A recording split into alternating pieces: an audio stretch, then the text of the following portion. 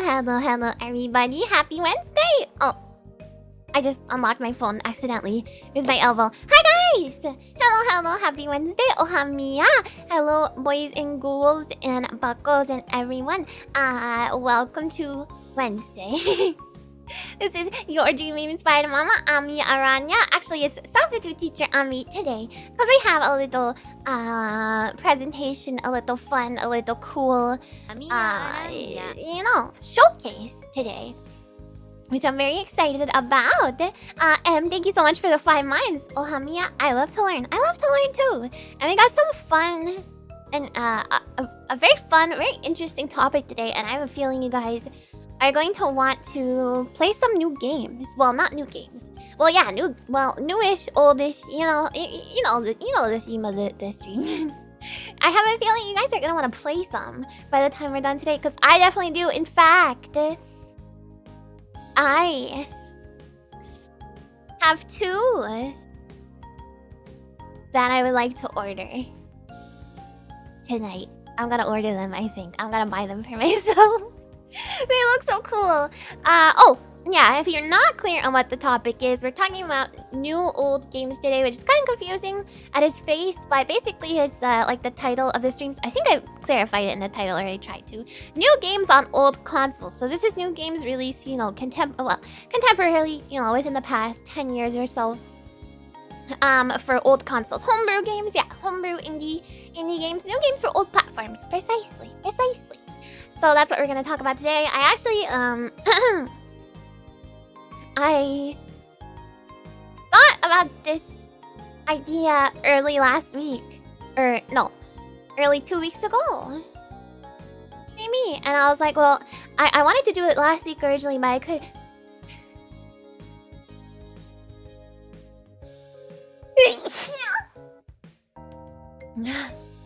Sorry, excuse me, but I couldn't find the time because last week was super busy for me. Thank you for the budget discord.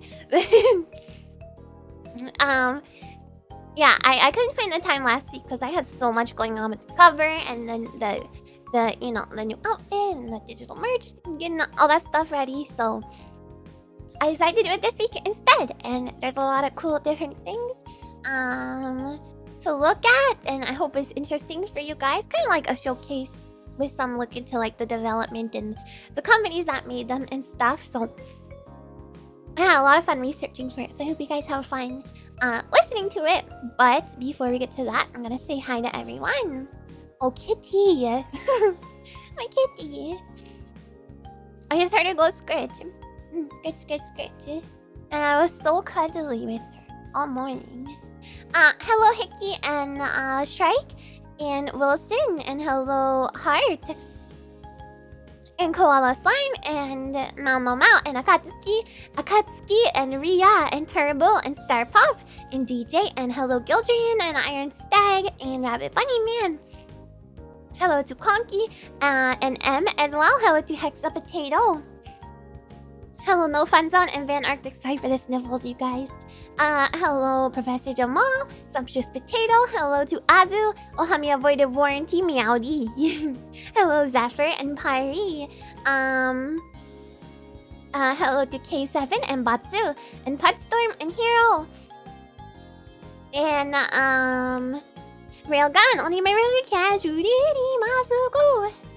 Hello Mephi and JD Assassin and Legate and Mega Blender and Jellyhead. Hello to Anonymity and Kyoku and Kappas and Ohamiya FC and Chic and Hinge, and hello Sturm and Zabolisk and Marv and Looney and Megu and Fanology. Oh, by the way, you guys, if you were following my Twitter saga, you saw I wasn't feeling too well. But it's just like a little bit of, tummy hurt and headache and now sneezums. But I'm okay. I'm feeling good, feeling energetic. I'm ready to stream, I'm feeling totally fine, so please don't worry. Hello Jason and Temporal Paradox and Liquid Cat. Hello to... here we go, Minishi Naide. Hello Nabi and Kayla and Finite Set and Ohamiya to... Banana Cup and Riding Soul, and hello Smoker Mega Drive and Indecisive and Peppermint. Hello Mauricio and Lyrical Curry and Mr. Hobokan and Maxter and Sprite Junkie. Ohamiya to Phoenix and Akarin. And hello to Rosa Kanan and Tomo and Cosplaying Chow and Fish and Miller. And Iskander and Movict and hello Silver Myth and Incisor and Viatori. And Platinum and Ohamiya Damascus and Backslash and Big Simp and Togebi and Carrot. Yeah, I have a new Twitter so that often, but there's no but. If you follow my Twitter, you're in for a wild ride. That's all I have to say. I tweet a lot. Hello Sneaky Alt and Best Squid and Lule and Don Padre and Texas T. Hello Karn. Hello Yuku and Jet Excalibur. And Brielle, good luck on your appointment. Hello Tetera and Guile and Cosmic Spear and Chicken Bone and peace out. And hello Alpaca and Uncle Red and Yonju Nana and Retech and Soho and Chrome Davis. And hello to Necrozma and Shukter House. Hello BB and Koshi and G Merc. Ohamiya Urara. I got itchy belly. Hold on. Yeah, my normal outfit today because I'm substitute teacher Ami. Hello IQ50 and I do cool stuff and Eki Bert.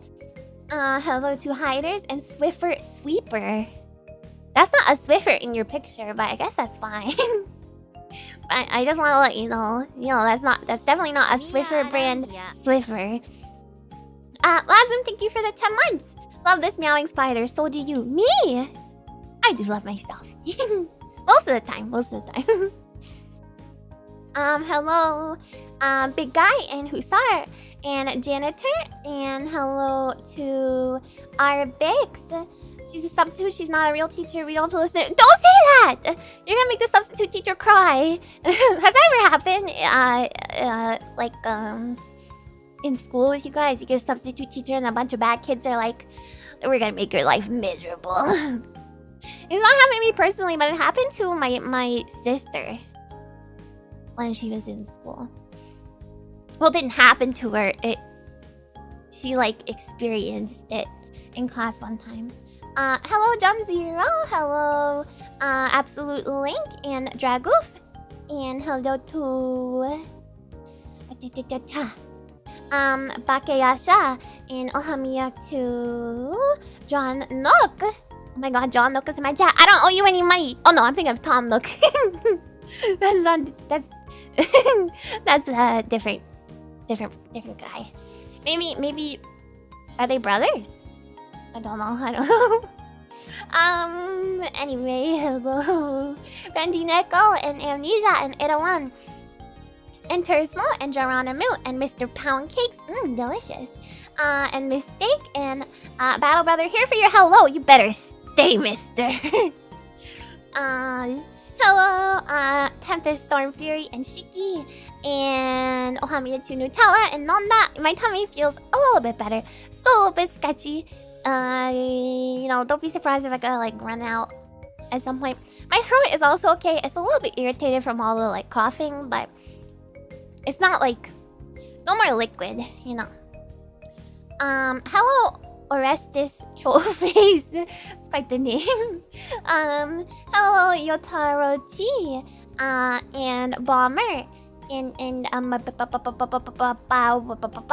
Bao Sasha. And Ohamiya to Nevoli and Big Z. And Papita. And Pink Dragon. Almost through. And hello Toya. And Murphy and Ohamiya Johan and BR and Mervin. And then I think I got all y'all guys. I'm the Amiya Aranha. Yeah. Or am I?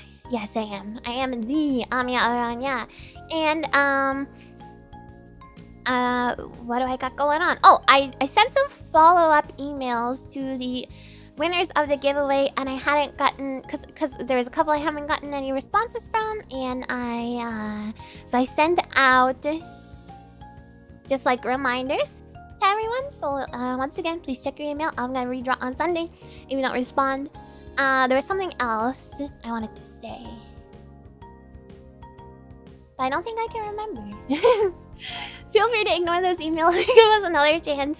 It would make me kind of sad if people, you know, entered without responding. But I will understand if it's just like maybe people are using secondary emails or whatever. And yeah, make sure you check your spam folders and stuff. Have you told us how you feel about us today? Buckles. Love yas. Love the Buckles. I don't think so. I don't think I have, but there you go. In case there's any doubt in your mind. Hi, Wavefile. How do I remove amitoxin.exe on my laptop? You don't. It stays there. It's there forever. Yeah.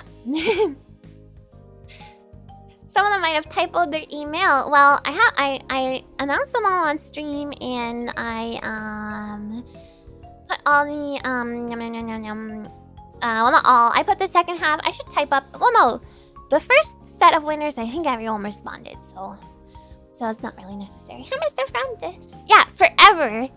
Even after your computer dies and is decomposing in a landfill, amitoxin.exe is still gonna be there.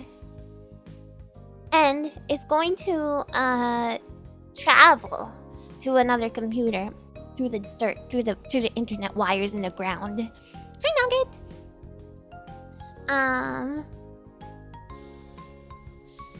The winner should know, so it's up to them to make sure they can receive the communication. Yeah, I mean, you guys, if you know there's an issue and you're not able to receive the email for whatever reason, I have my business email up on my my card. But obviously, if you email me and you're not using the email that you signed up with, I'm going to think that something's a little bit off, you know, and I won't be able to probably use those. But if it's like similar and then there's just a typo, then that's fine. But if you email me with a totally different email, I'm gonna be like, that's suspicious. But yeah, if worst comes to worst, you're one of the winners and you're like, I didn't get an email, nothing in my spam, nothing, nowhere, anything, then obviously there's a small chance that you did a typo, and then you can email my business email that's listed on my card, okay? I know of a few examples just off the top of my head. Yeah, I'm trying to think of how I even thought of this idea. I think it's one of those ones that just kind of popped into my head, you know? It just kind of popped into my head. And I was thinking about, like, I knew only one example, and I was like, is this like a thing that people do, like make new games for older systems? Because obviously I know people do it in terms of like software, like making, you know, ROMs or whatever for older systems to be used on emulators. But when it came to physical releases, I had no idea that there were so freaking many. And I guess it's more doable than ever with you know, like crowdfunding and I don't know, 3D printing. I don't know. I don't think any of the ones I'm talking about today have anything to do with 3D printing, but I'm sure there's some that have 3D printed cartridges or whatever. These are physical. Yeah, all of these are available or were available at some point as physical copies. And many of them, I mean, I'm going to talk about it, but many of them have interesting, like, payment structures. Have you played any of them before? I've played a little bit of one, which is probably the most, I would assume it's the most well-known one on the list. And then there are a couple that I would like to purchase myself. And I really like to play. Dreamcast still gets yearly new releases, fun times. Yeah, that's a very interesting one. I have a Dreamcast game on here as well. We'll talk about it. What? Why are you eyeballing? Why eyeball? There's Halo on Atari 2600. Well, that's not really in line with the topic for today, because the topic for today is more about original homebrew games and not like, I mean, that would be considered like a demake, right? So, hello, Gold Heart Dragon. Alright, so let me take a sip of my drink here. I got an anti-headache drink, aka it's got caffeine. I took Advil too, though, so don't worry, you guys.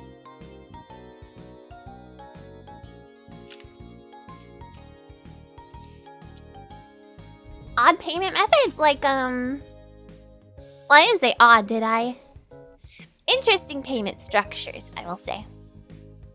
But my web's gonna be all meowed up, but I already built it this morning, so it's fine. I always do that before my cup of coffee anyway. Alright, let's switch over. And we shall learn. Hopefully. Meow. Meow, meow, meow, meow, meow. Also, hello, Orc Lord. Meow.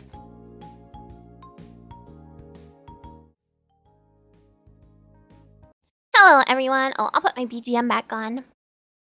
By the way, someone, it was, Sumptuous Potato mentioned that they were having dumplings for supper. I am now also going to be having dumplings for supper. Because I feel like that would be good on my stomach somehow. I don't know.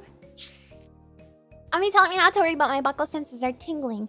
Don't worry. No tingling needed. Nothing necessary. Your transitions are so cool. I love them. They're made by Tamago Tahoe, who made my opening screen as well. And I will have some new transitions for my new outfit too, by Tahoe as well, in the same style whenever they're done. I didn't give Tahoe a deadline, so. Hi, Cabooses. You can eat during class. Yeah, just don't eat anything really stinky or disruptive, I guess. Loud, you know. But I'm not gonna prevent you from eating. That would be evil. Gotta eat. Hi, James and Korgoth and Stitch. Oh my god, I'm so stuffed up now. I've got quite a variety of examples for today's subject, so let's see if any of what you got are matches. I'm sure some of them will be. I think so. Oh my god, I'm like nervous all of a sudden. I don't know what's wrong with me. Hi, Adam Boy. Why do I always get nervous for these presentations? I don't really know. Hi, Kisu. Getting a shout out still feels off, like not deserved. What do you mean? I say hi to everyone. It's okay. Alright. Ami's new old game thingy. So we got a Game Boy up in the corner. That's what I chose this time. A Game Boy. And then I have, you know, a cassette tape. And you might think, Ami, what does that have to do with games? A cassette tape. But you know, Commodore 64 had games on cassette tapes. So, what do you want from me? What do you want from me? Hi, Yan. A game girl. Yeah, it could be called a game girl because it's pink. Best name for a series, blah blah blah thingy. Oh, I forgot to put a space. That's fine. I wrote it on cardboard. I can't erase it if it's on cardboard. You want hugs already? We'll do hugs after the lesson. All right, class. I'm substitute teacher Ami. I do not bend as easily to hug requests, but I still do bend nonetheless. These presentations have always been great. I hope this one. I hope this one is great too. Thank you guys. Thank you guys. Yeah, I promise. Oh, shut up, Windows Defender. Then we have waited an hour for Zaxxon to load from tape with only 50% chance it would work. Well, some of them maybe some did. I'm not a regular substitute teacher, okay? I'm like a cool substitute teacher who lets you eat and will hug you. I guess that's it. I don't know, that's kind of inappropriate, isn't it? Hi, Sotires. Ami's new old game thingy. And I already explained the premise. We're just gonna talk about new games on old consoles. So I think these vary from like basically 2010 to present. I don't think there's any earlier than 2010. I don't believe so. Alright, so first game we're going to look at, first system we're going to look at is surprising to me, or was surprising to me when I first learned about it. It's a game on the Commodore 64. And I put the cassette tape on the title screen because I knew it was gonna pay off right away. I knew I'd be able to show you guys the Commodore 64 game right away. Anyway, no, it doesn't look soulless for a game called Solace. It definitely has lots and lots of soul. Looks super cool. You can see the cover art, which is also in a little jewel case, where the game is. So there's lots of these type of new old games for mainline consoles, like you would expect, like NES and SNES and Genesis and stuff like that. But there are also games like this that are made on consoles that you might not expect. Or at least I didn't expect. I didn't really expect to find a C64 one. Hello Petty Crimes. And hello Hackett. And I certainly did not expect... I won't spoil anything, but there is one a bit later that is on a console I never in a million years thought would have a homebrew freaking game on it. No, not Casio-Loopy. Actually, I didn't look for Casio-Loopy, but I highly, highly, highly doubt that there's anything on Casio-Loopy. So it's made by Cytronic Games. And when I was looking into this game company, Cytronic, it surprised me to find out that they have existed since... Guys, stop asking. No spoilers, no spoilers. They've existed since 1993. So it's a very old company, 30 years old. I don't like saying that. I don't like saying that. 1993, 30 years.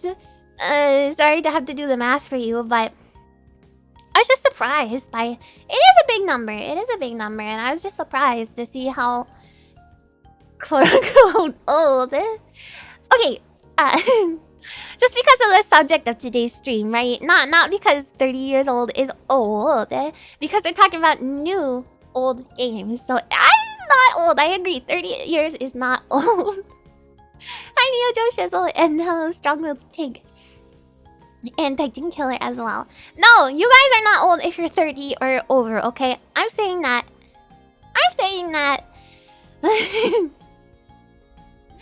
I'm saying that it's just unexpected considering the topic of today's stream. That's all. I mean, you guys are... For a bunch of people who say, Hank love in my chat constantly towards me, you guys are awfully sensitive about... about me calling 30-year-old company old, okay? It's all downhill after the double digits. What? Once you're 10? I don't think so. I wind up crab. Yeah, for a bunch of people who call me a hag all the time, you guys are awfully sensitive. And hi, Number Name and Save and Nigerian and Brain as well. So, anyway. Anyway, back on topic.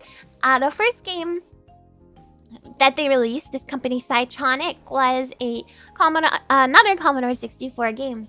And it was called The Scepter of Baghdad. And the person who made this game is originally was going to release it like with an actual publisher. Not that this is not an actual publisher, but they were originally going to make it and work with someone, and then that fell through. And so the guy who made its friend, who is the founder of Cytronic, whose name is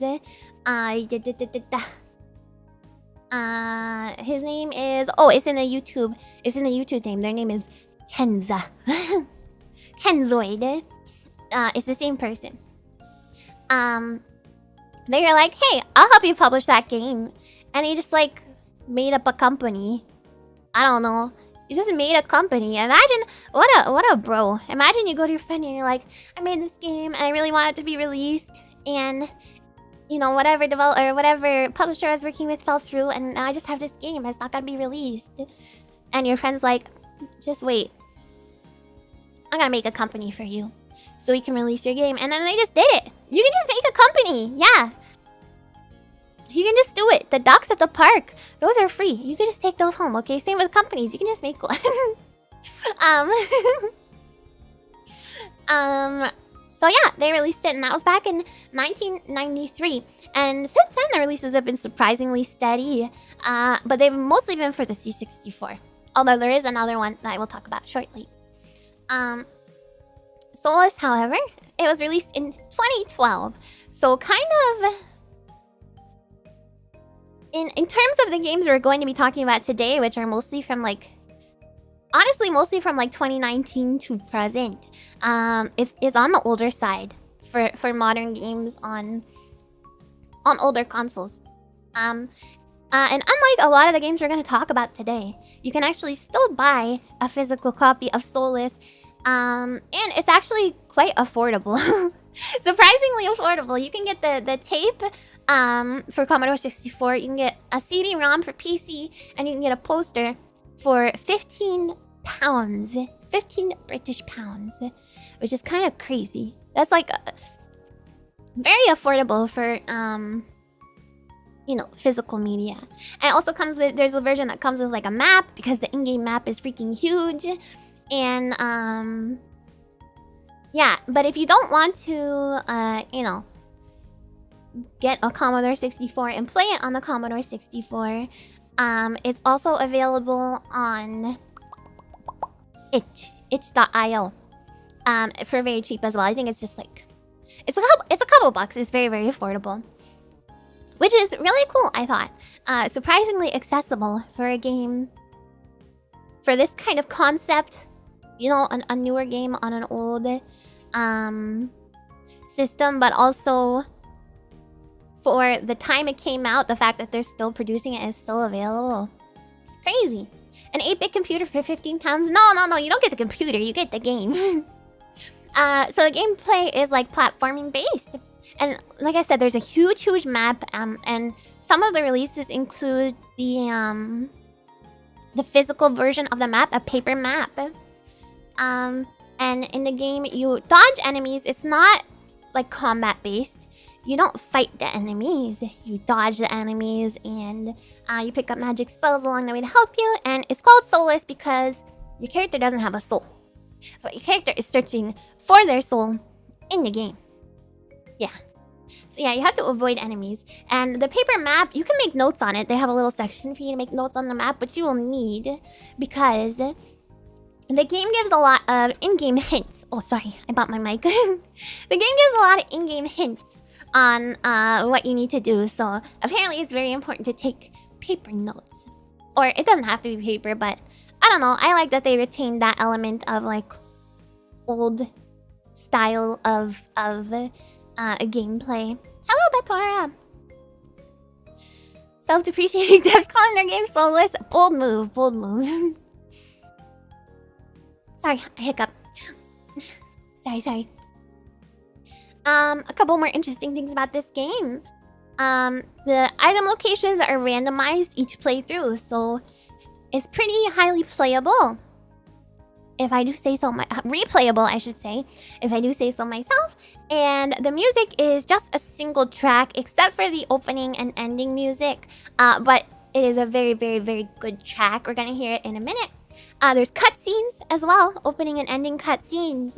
And we're going to watch a little promo / trailer. It kind of feels like this whole presentation kind of feels like I'm doing like ads for these games, but I'm just talking them up because they seem cool. And to be honest, most of the games seem really cool.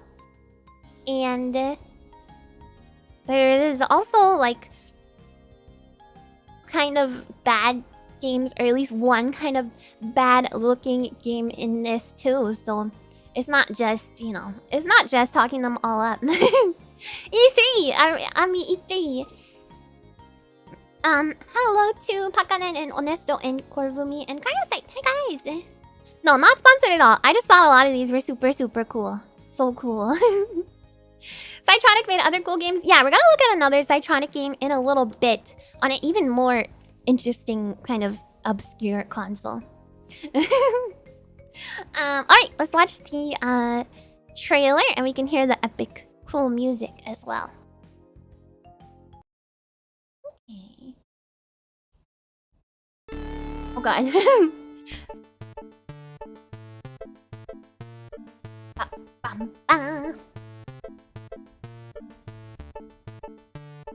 Listen to that music. And look! It looks so nice. I like the gameplay style too. It's surprisingly passive, you know, because you don't actually destroy any of the enemies. God, the music's so good. And apparently the experience overall is pretty short. I think they said you can... it's difficult, but not extremely difficult. I think they said you can probably beat it in... less than a couple of hours, for sure, so... Photoshop again. It is kind of keygen-esque, isn't it? But you know, keygen music is, you know, always bangers. How modern the tools they used to make this track were. I believe so. I couldn't find information on development or all of them and how they were developed. When I could, I include that information in the slides. But I believe this one doesn't have any additional, you know, chips or any additional hardware or anything like that. But as for how the coding was done, that I couldn't find information on for most of them. It's cool seeing a Commodore 64 game that actually looks fun. Oh, I'm sure there's dozens. I'm sure there's dozens. Easy mode for me. For me, I don't know. This is one I really want to try and play. It's so cheap on itch, so... Unfortunately, I don't have a Commodore 64, so... I personally could not get the physical version. Pretty cool, right? We're not gonna watch this whole thing. It's just a 5-minute trailer for the video. I do love the music, though. And the opening cutscenes look really, really cool, but I didn't... What is it? The opening cutscenes look super, super, super cool. But I didn't want to include them in case people wanted to actually play the game, because I think it's something you should see for the first time yourself when you're playing the game, because it seems like a very interesting and, you know, kind of atmospheric adventure. A lot of soul for a game called Solace, right? It looks amazing. Graphics look amazing. Music is epic. Is there a Commodore 64 mini thing? There actually is. I actually have it. I actually have it, but I have not used it on stream yet. But I would like to soon. That's a good... I don't know if you can, like, put games on, like, ROMs on it, though. It's an official licensed product, so I would expect that you probably cannot. Apparently, the game is included in the C64 mini for... What?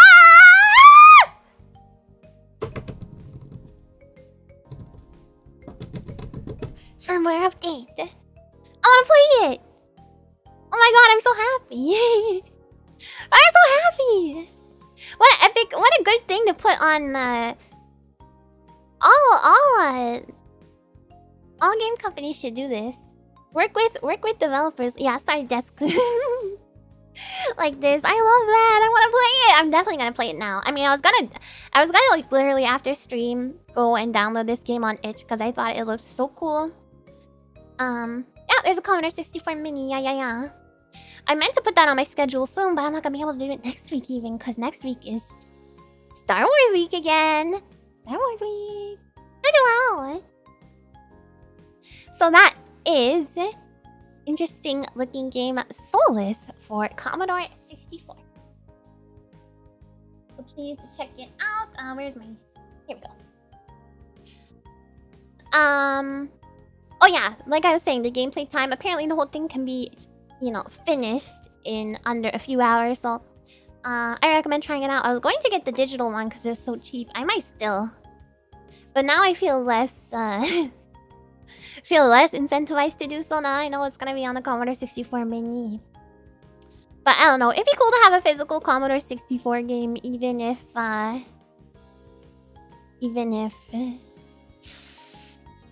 don't have a Commodore 64. Well, it comes with a CD-ROM. I can play on my main PC, which actually has a CD drive. The PC I use for streaming does not, however. Hello, Kleiner. I'm so sorry I cannot speak German. I'm very sorry. And hello, Gil. I still don't know how to say your name. I'm so sorry. I'm not good with French. Alright, moving on to the next game. Oh, actually, I have a couple more things I want to show you. Just the screenshot from the in-game, and then this is all the physical goodies it comes with. There's the manual, there's the paper for taking physical notes, and then there is the map. I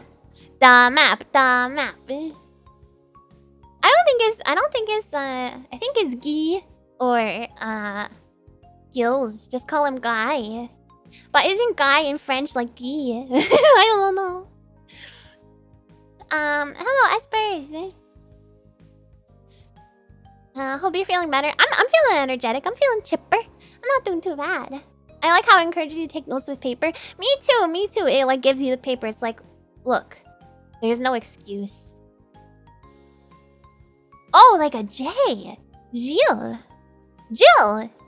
Jill. Hello, Jill. Fill out the ancient scrolls. Hello, B-Unit. Now you just get ads for other games and the packaging full manuals don't exist anymore. What packaging? Even I don't think you. Well, I mean, I guess for like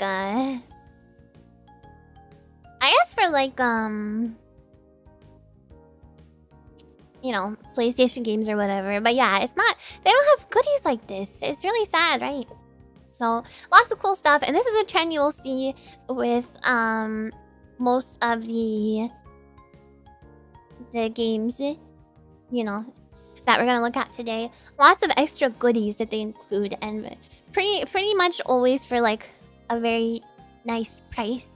Also, a lot of them started out as Kickstarters, so you know how Kickstarters go. It's like, oh, if you donate however much money, we'll throw in this, and if you donate in the next year, we'll throw in this and this and this. And so I think that's another reason why a lot of them come with a lot of goodies. Hello, Urist. But yeah, I love goodies. I love having physical games. It's so nice. If you buy limited editions, you do tend to get goodies. Normally art books, but sometimes stickers and stuff. Yeah, a couple of these come with stickers. I think there's one that comes with... It doesn't come with an art book, but it might as well with the amount of, like, prints it includes.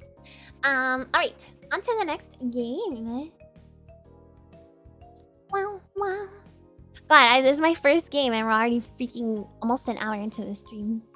I always start these streams worrying that I'm not gonna have enough stuff to talk about, and then some Saturn games that come with a lot of goodies in Japan. Curse you!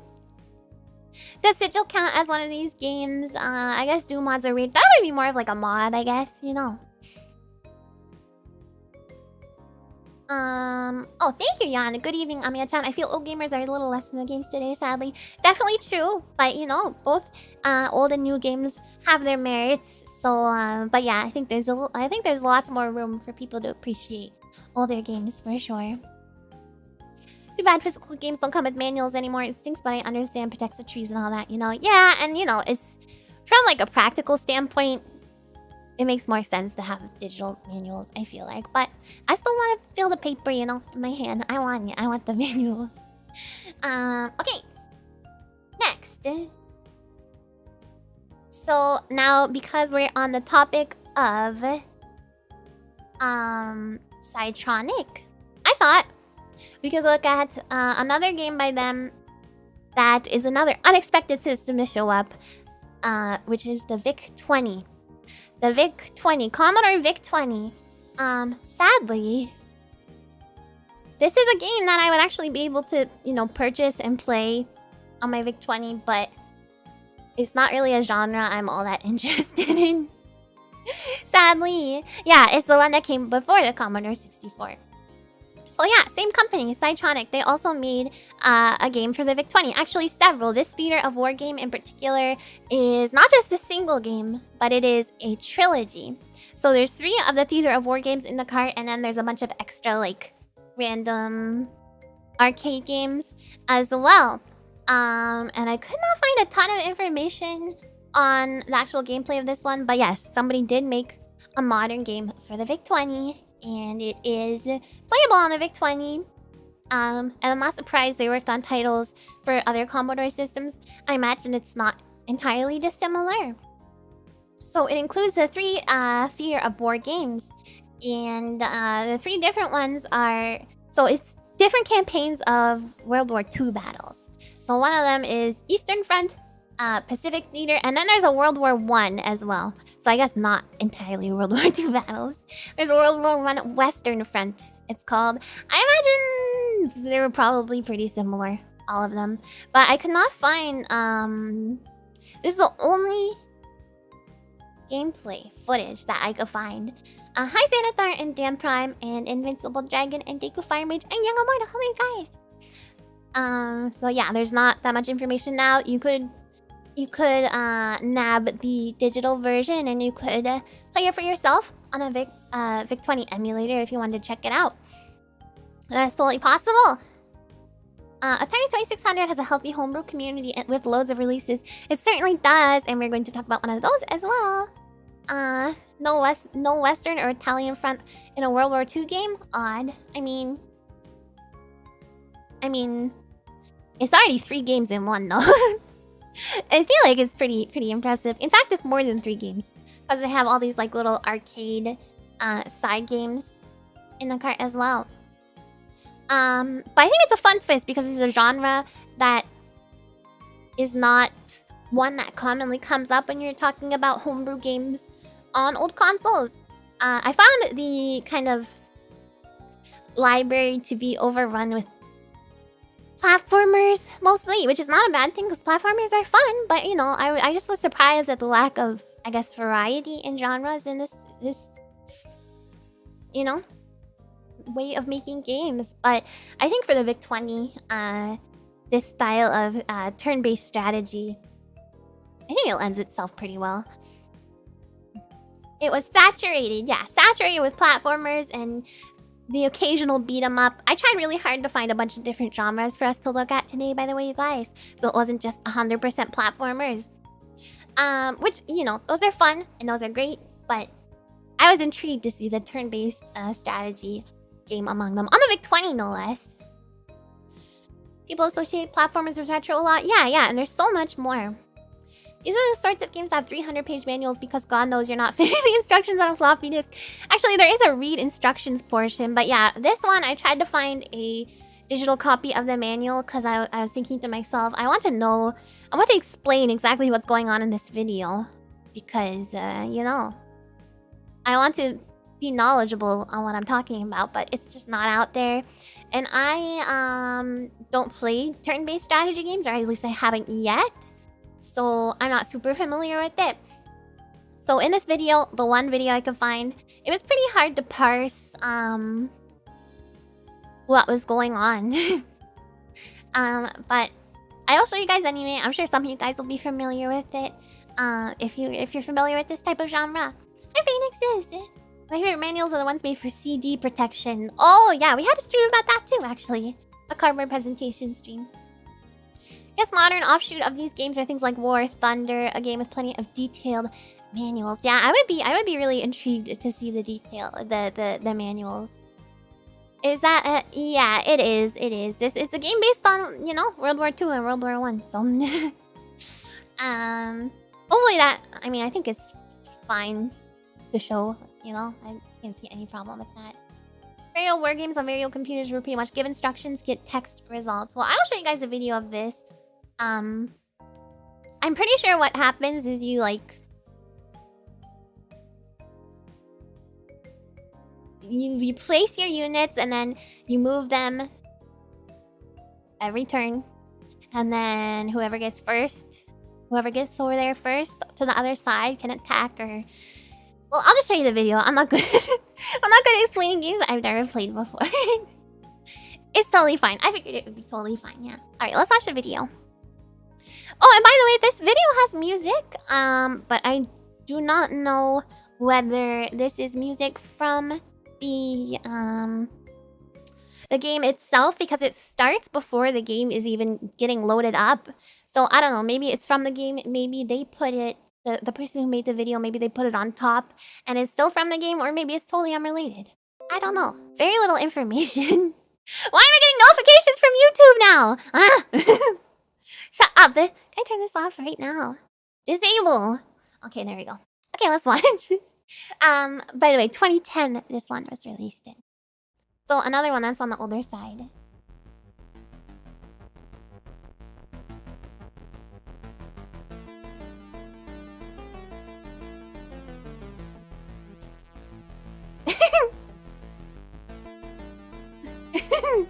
I love his music. I'd be very happy if it was from this game. So here it is. Very simple. Because it's on, you know, it is VIC-20, of course. And you can see they're moving the units. Then the computer moves the units. And then etc, etc. Isn't that barbarian music? It's possible. It's possible that this music is not at all related to the game. Entirely possible. And I just put it to have some, you know, stuff. It's great music though. Kinda like chess. I mean, it's a strategy game like chess, but I don't think the gameplay is anything like chess. No. Yeah, pretty far from Command and Conquer, but nonetheless very cool that it came out in 2010, I think.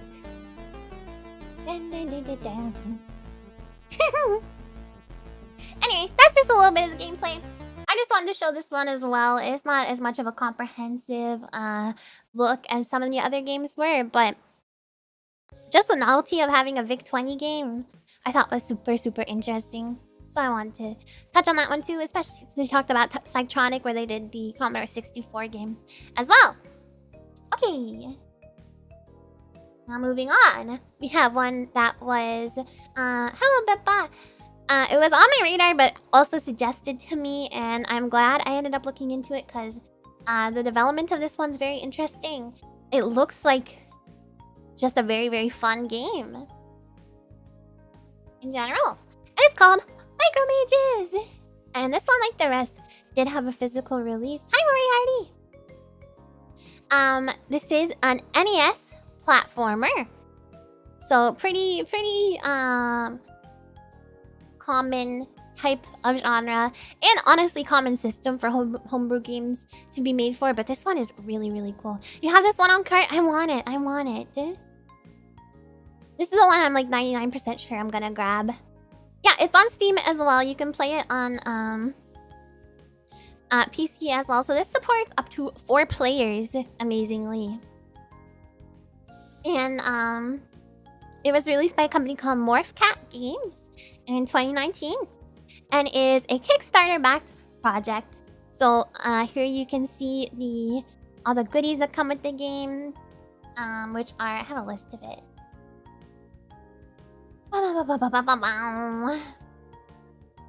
So it comes with the manual and the cart, and it also includes some stickers as well.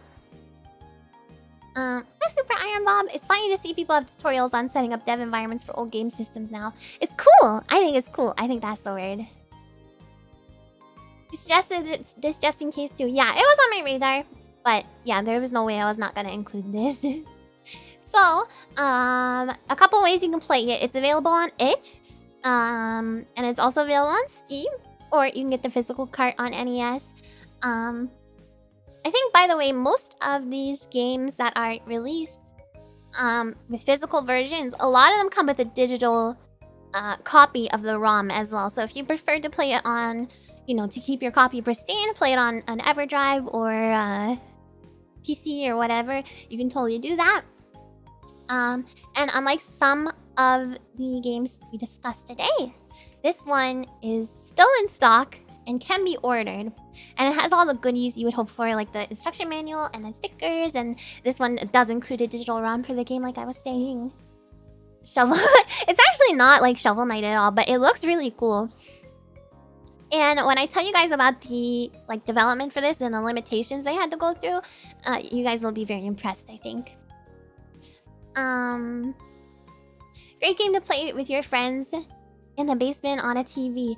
It seems like it would be a really fun and kind of chaotic multiplayer game. Yeah, they do have a 12-minute documentary where they explain how they fit everything on the 40 kilobyte cart.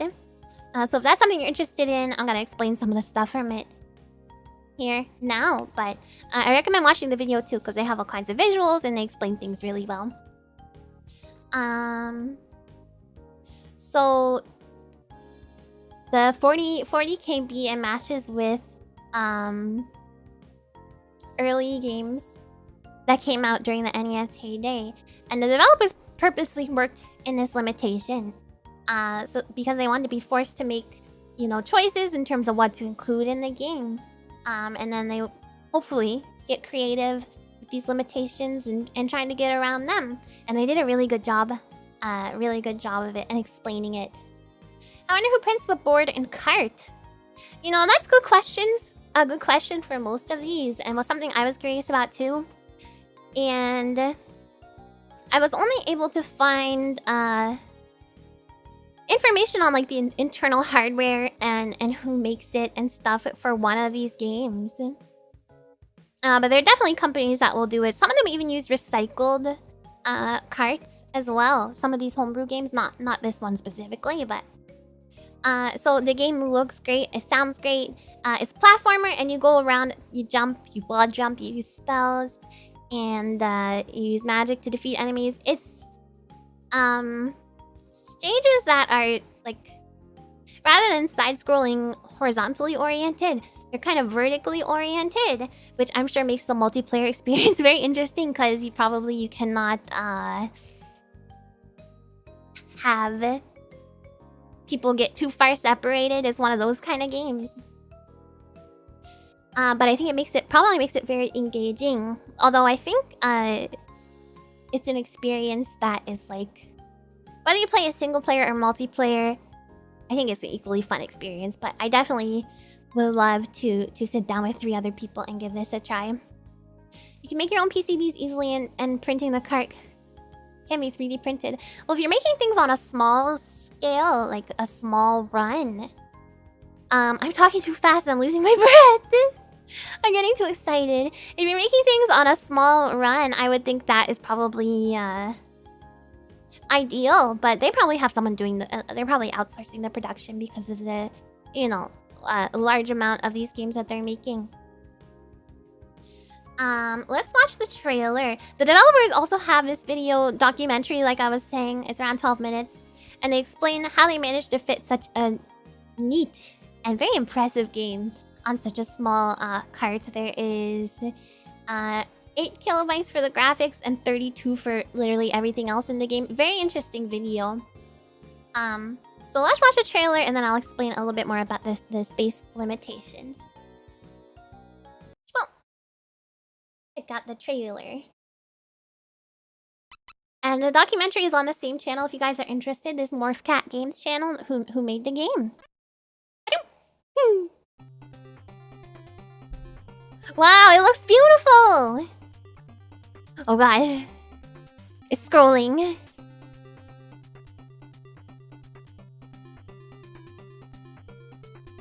You added to the Steam wishlist? Yeah, I really want to play this one as well. I think I will grab the NES copy.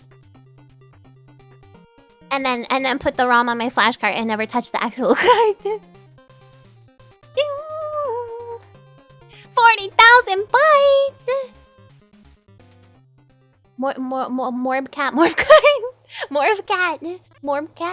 Morphcat. Character animation looks real nice. They're so tiny, and that's why it's called Micro Mages. Hi Mantarok and Reverie and Nelson and Maggie. Hello. Oh, this is the multiplayer. Some of the multiplayer. So it's up to 4 players, so you don't have to have 4 whole players, So here we just have 2. They're so cute little guys. It looks amazing. The graphics remind me a lot of like some of the really graphically impressive games on NES, like Castlevania, the thing about it is it's not really zoomed out. It is surprisingly not zoomed out. There's like a normal amount of content on the screen, but the thing is the characters are so small that it kind of looks zoomed out. I would love to play this with some other people. I wonder if there's online play if you play on Steam. Do you think that it runs this good on original hardware? It's designed to run on the original hardware. So I think on the website they even say that it's designed to run on NES, and it can run on a couple of like clone systems. But aside from the ones they have listed, they can't guarantee that it's going to run properly. So, oh yeah, this is the Kickstarter trailer. So they're like, we need to release it. Help us. Couch co-op. Yeah, that's unfortunate. But also play a single player. They prefer being called cute micro guys, not little guys. I'm sorry, but I love the word little guys. I love the little guys. It's crazy that the NES could do that. Crazy, right? This isn't like an N64 hack where it might not run on real hardware. NES emulators are pretty accurate now. Yeah. There's no problem on real hardware. It's designed to run at its peak on real hardware. Wonder if you can rip the game and emulate it. They include the digital ROM the digital version of the game. Good night, Retech. So you actually don't have to rip it. If you buy the game, you get the digital one too, and then you can play it on an emulator, or put it on a flash card. You know, yeah, pre-ripped if you don't want to taint your beautiful cart, which is what I would probably end up doing. You always check for Dendy compatibility? Yeah, I'm not sure how this is gonna run on a Dendy. I will be honest with you. This will be like the newest game Amiya ever plays. This game came out in oh, do I not have the year here? 2019.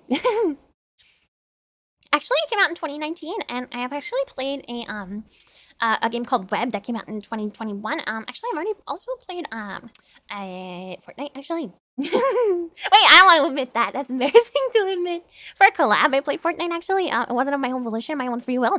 Okay. Wait, why are you turning to lawyer, Lamy? You can probably play it on Steam using remote play, but that's best if the person you happen to be connecting to is close by. Yeah, remote play for a game like this where there's like you know, auto scrolling. I don't think that's a great idea. I don't think that's gonna really work. But what is going on outside? So much noise today. Your Honor, Fortnite. Fortnite is older, okay, but it was updated. You know, more recently than 2019, so it still counts actually. Yeah, the input lag for a game like this where there's auto scrolling and so many you know, time-based stuff would be really, really difficult, I think. Let's see, where was I? Oh yeah, so the micro aspect, the reason it's called Micro Mages and the reason the sprites are so small is because, and if you watch the documentary, they'll explain this, they made the sprites extremely small to be able to fit more on the screen at one time and avoid sprite flickering. So you know how sometimes in NES games they have like some of the sprites will flicker if there's too many, not even too many on the screen, but how I figured out it works from watching this documentary is that if there's too many on the same line, basically, then you had to do flickering to display that many. But they decided that if they made the sprites smaller, then they could avoid a lot of that. So that's how you get some of the little tiny dudes, little guys. And they can do more impressive stuff with the enemy sprites and some of the bosses and things like that. 8 per line, something like that. Something like that. Minecraft? I've never played Minecraft on stream. I haven't played Minecraft in like probably like 7 years or something. It's been a long time. So yeah, that was one of the things they did to be able to fit it in the 40 kilobytes without any extra chips or anything like that. So because of the care that was put into this game, after doing research about the development and stuff, this is one I would happily spend the money on. Having a physical copy of it looks really, really cool. The flickering is not something that NES does by itself. People had to code it too. Yeah, it's done on purpose to make it so that they can display more at one time. Steve Jobs revoked my Minecraft privileges? No, it got revoked when I was talking about brown bricks. Little guy, just a little birthday guy. Why is he a birthday guy? Bigger sprites are composed of smaller sprites which can be flipped to save space. Yeah, they explain that in the documentary as well. That's what happens when you have an 8-bit address map. So true. So true. The NES sprites are 8x8 or 8x16 pixels, so most characters will be made of multiple sprites, yes. Yeah, they explain it all way better than I can in the documentary video. It's very interesting. I recommend checking it out. They talked about some of the things that they considered for making a game, you know, that's new on an older system, and their self-imposed limitations and stuff, which I actually think is a smart thing to do if you're someone who tends to, when working on stuff, if you tend to like overinflate it with features and stuff. I think that was a smart thing for them to do, for them to know themselves that they would probably go overboard if they didn't put a limitation on themselves. Hi Tabitha! The original Just a Little Guy meme involved the individual also claiming it's his birthday. Aww. A little birthday guy. How many sprites am I? I'm not any sprites. I'm a girl. I'm a woman. You drink a lot of Sprites. Right now I'm drinking Coke Zero because I have a headache. I thought the caffeine would help. I've been lurking the retro dev scene for 15 years. Fun to see a stream like this. I'm glad it's something you're interested in, and I hope I do the topic justice. Hello, Inyan, and hello, Flagon and Gaming Gatsby as well. I think you meant how many Sprites does your model consist of, and yeah, and my answer is 0 because I'm a real girl. Hi, Mimi. Alright, I need to take a breather and stop talking so fast, and I also, speaking of Coke Zero, I also have to go pee, so... I know we're only an hour in, but I will be really quick. Alright, you guys, and I'll be right back. Please be little micro wizard mage dudes, just little guys, while I'm gone, okay?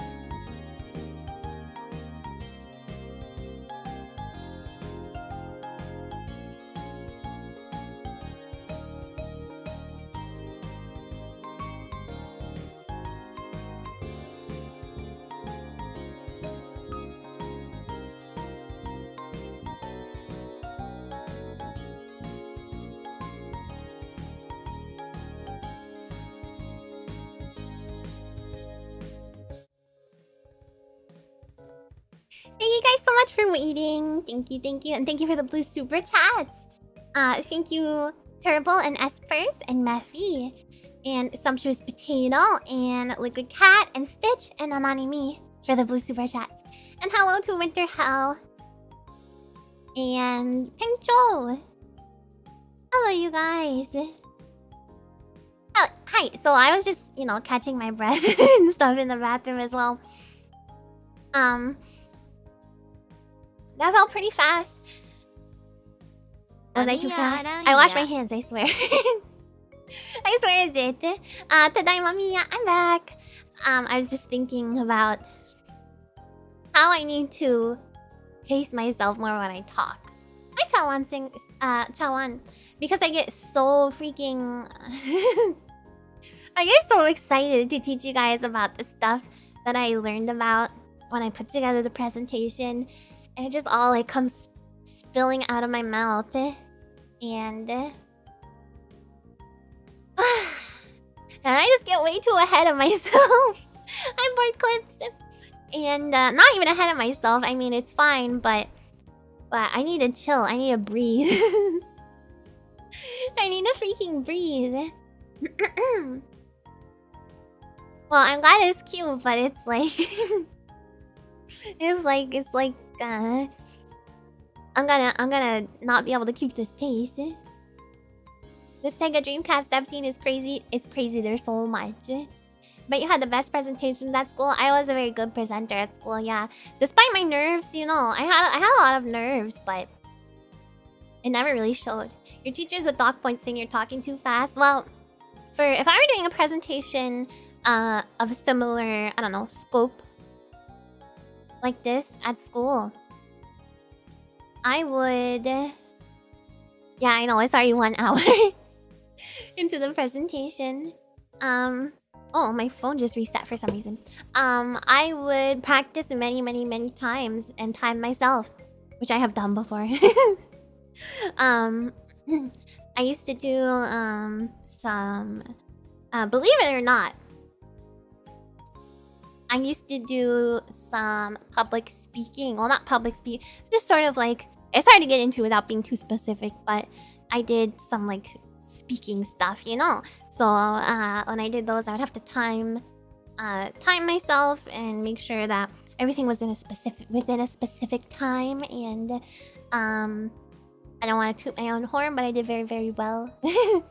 Did very well in those competitions. Not slam poetry. I'm not a good poet. It was more like presenting about a, you know, specific subject. But when I don't typically practice out loud for these presentations. So, you know, I'm not timing myself being like, okay, I gotta make sure this is 2 hours or 2.5 hours, you know. I just kind of, you know. No, it wasn't debates or anything like that. Just talking about specific subjects, which I love to do because I love to learn. And stricter presentations was always to go first.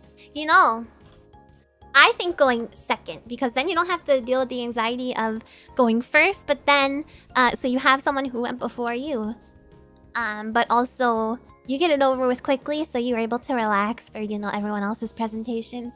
I like going second. Going last is definitely not what I would like to do, because I'll just be anxious the whole time, you know. Because once I get up there and start speaking, I'm totally fine, but the anxiety before doing the actual presentation is just nightmarish. So nightmarish. So I would like to go, you know, second, or at least very early. Are you worried someone is going to recognize your cardboard sheet for your IRL presentations?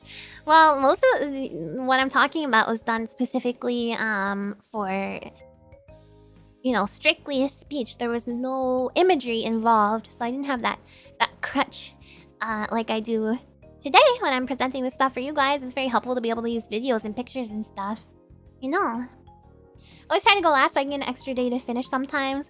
Oh, yeah, I'm talking... Rather than class, I'm talking about, like, specific events and stuff. You know, competitions where it's, like... The day's not over until everyone's gone.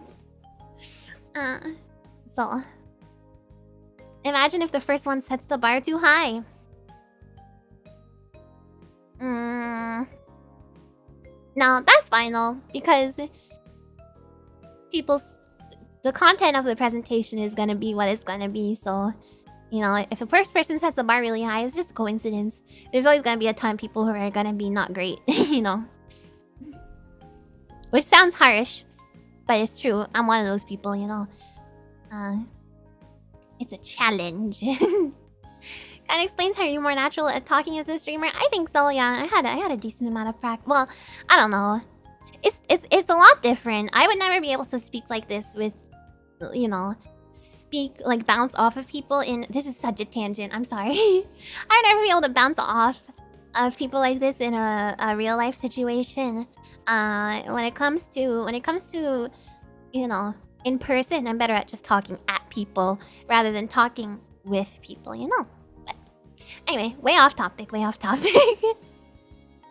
Alright, let's go to the next game.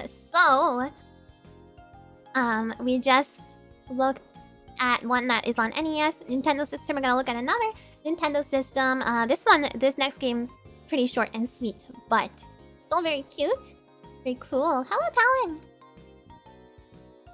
Off topic is my natural state? I don't think so. I think I'm pretty good at staying on topic generally. Sometimes I just get excited, you know. Sam Mallard. The Case of the Missing Swan. So this is one of those games where it's kind of like... It's a really short game, okay, but... excuse me, it's kind of like a magical hodgepodge of things, a magical combination. So you have the like film noir crime busting aesthetic combined with the like random inexplicable duck trend from like the 80s and 90s. You know how for a while just like always ducks, you know? Like, what is up with that? You got like Darkwing Duck, you got Donald Duck, you got like you know, DuckTales, you got Mighty Ducks. There's so many duck things. So I like that they like kind of harken to that era where just everyone was like freaking out about ducks. Yeah, Howard Duck, Mickey Mouse. Ducks just get into situations. They're free. They're free. Now that you mention it, yeah, I'm right. There's so many ducks. Maui Mallard, yeah, but this is Sam Mallard. Okay, no relation to Maui Mallard. Well, Psyduck is like just a Pokemon. He's not like the subject of the show. I'm talking about like the fact that there's so many duck shows and duck involved things. Yeah, it was probably because of DuckTales being so successful, but this is not of that era. This came out in well, this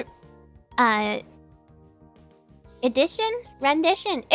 This iteration of it came out in 2022. So, you know, I think they were just kind of decided that they would go with the duck trend now to kind of harken back to that. I have no basis to say that they took inspiration from like Darkwing Duck or whatever, but that's just my feeling based on looking at it. Hello, Officer Hot Pants. I love firstly that former limitations have become an aesthetic, and secondly that some devs have started to realize when you use 20-year-old graphics, it frees you to go wild with mechanics. In some cases, yeah. And I also love, by the way, now that we're on the topic of that, most of these developers, not all of them, and I will point out which one is not included in this when we get to it, but most of these developers made the game really accessible. Like the physical version being available is kind of just a bonus, and a lot of them made the digital versions available to play for very, very cheap or even free, which I think is a really what's the word I'm looking for? It's a really accessible payment structure, and I really like that. A lot of them are like that. It's just like, you know, the spirit of gaming. They're just like, play my game, the spirit of indie gaming, you know. Commendable. It's commendable. I like it. I think that's nice to do. So Sam Mallard combines all of the ducks and the film noir and crime and all that cool stuff with a point-and-click game and jazz. There's also jazz music in the game itself. And it winds it all up together, and it makes Sam Mallard, The Case of the Missing Swan, on the Game Boy. There is a physical version as well. Here's a physical release here. It's kind of small. I'm sorry. So it's for the OG Game Boy. And it has the game box, manual. There's a magnet, and there's a poster, and of course the cartridge to play. And although the game is very, very short, it's around, I think it's around 30 minutes for the full experience, the full Sam Mallard experience. It's obvious that a lot of care went into it in terms of the graphics and the music and the gameplay, and you can download the game for free on itch. This is one of those ones where you can just play it if you want. You don't have to get the physical one. But it's really awesome, in my opinion. They have a physical version. Imagine it works with the Game Boy player for the GameCube. Yeah, I can't imagine why it wouldn't. They didn't say specifically, like some of these games say whether they have tested it on clone systems. I'm talking too fast again. On clone systems and stuff. This one I don't believe mentioned any of that. But I can't imagine why it wouldn't work on official hardware, you know. So this game is a re-release of a game by the same person. It's the same game, Sam Mallard, The Case of the Missing Swan, but it was on originally made for the ZX Spectrum. So you know, it looks slightly different. There's a lot of silence. There's no music on that version.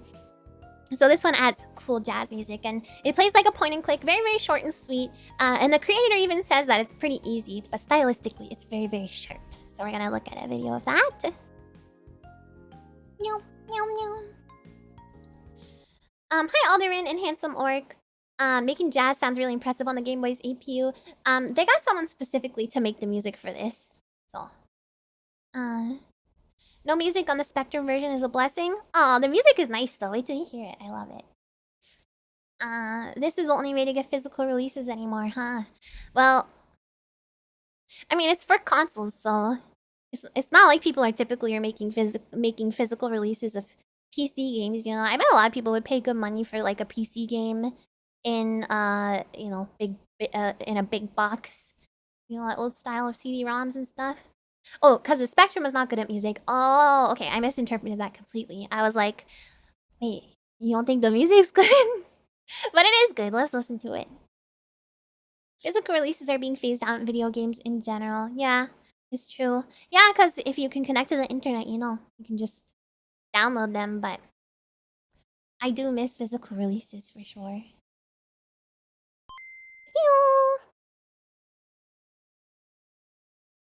The clock had turned midnight. This is a long play, so we're not gonna watch all of it. As you can see, it's only 26 minutes, so not super, super long to play the whole thing. Yeah, I love the big box PC games. Blu-ray not happening on PC killed big box completely. Wait, but Blu-ray, did Blu-ray ever have... I feel like only PC, like CD-ROM games had the big box, you know? This is my office. It's small, cramped. Certainly no penthouse. Listen to that music. Doesn't it remind you of a little sip begin? I take a sip out of you.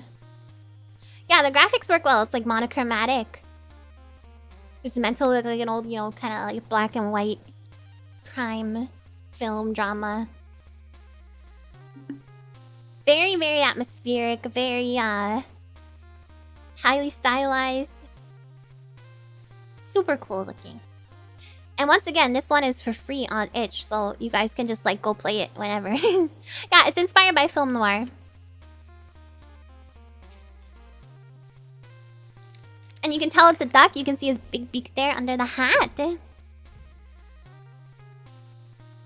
Looks really great for Game Boy. In fact, I think the ZX Spectrum version of it, I might be incorrect, but based on the screenshots that I saw, I think the ZX Spectrum one is just 2 colors. I think it's like technically 1 bit, maybe. But I could be wrong, so, you know, feel free to fact check me on that. Hello, SirDepixel and Hravok. So like classic point and click adventure style, you have lots of different screens, things you can interact with, things you can pick up to, you know, progress in the game. It's Z, not Z, since it's a British computer. Are you really gonna? Also, hello, Sky. Have 4 colors, could be wrong though, but I think this game only utilized 2. You know. Finally caught you live after a collab with Lumi. Oh, welcome! Thank you so much. Anyway, that's what it looks like. It's a really short game, so if you guys want to play it yourself, I don't want to, you know, spoil the whole thing.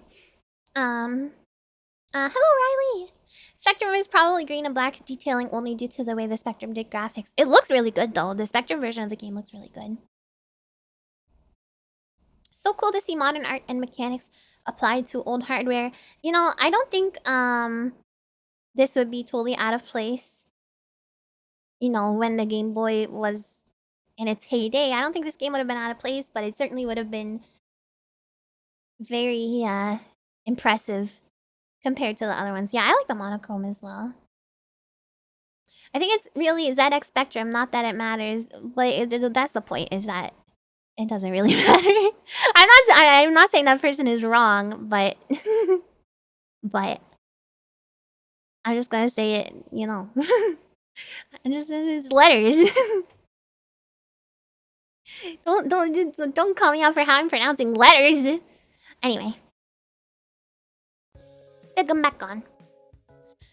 Style works very good for detective stuff. All the lights and darkness add to the atmosphere. Yeah, it's very, very, very cool. Letters are real. We made them up.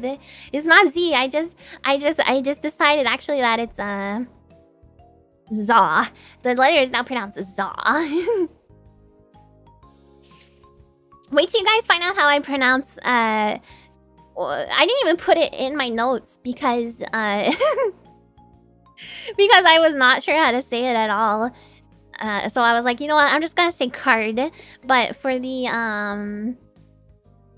there's like a specific name for what they call what is it? PC Engine TurboGrafx carts. They call them like I don't know. I didn't, like I said, I didn't put it in my notes because I knew I was gonna say it wrong, and then someone was gonna be like, yeah, Hue cards. I was like, I don't know if it's who or Hue or what, so I'm just not even gonna. I'm just gonna call it cards because I know I'm gonna say it wrong, and someone's gonna be like, actually, it's Hue cards. You know, but you ever want to laugh like a video of Germans trying to say squirrel? Oh, squirrel is a hard word though. Hue, are you cards? No, that's no way that's how you say it. CR, thank you for the peach super sticker. Why am I getting a peach? Don't they pronounce it right in the commercials? I mean, probably, but I didn't really think of going to watch a commercial. Do you think they even say it in the commercial? They're probably just like, video game. You know, maybe they do. I don't know. No apple super sticker for teacher Ami. That's okay. I like peaches. Peaches and cream. Peaches and cream. Squirrel is a difficult word. Also, if you have trouble with R's. I had a friend growing up that had trouble with R's and they could not say squirrel for the life of them. It's just a rude word. Hi, lasses. Ami can pronounce Hue cards, but can she pronounce buckles to be married? No! With each other? No. Amiya Aranha. Okay.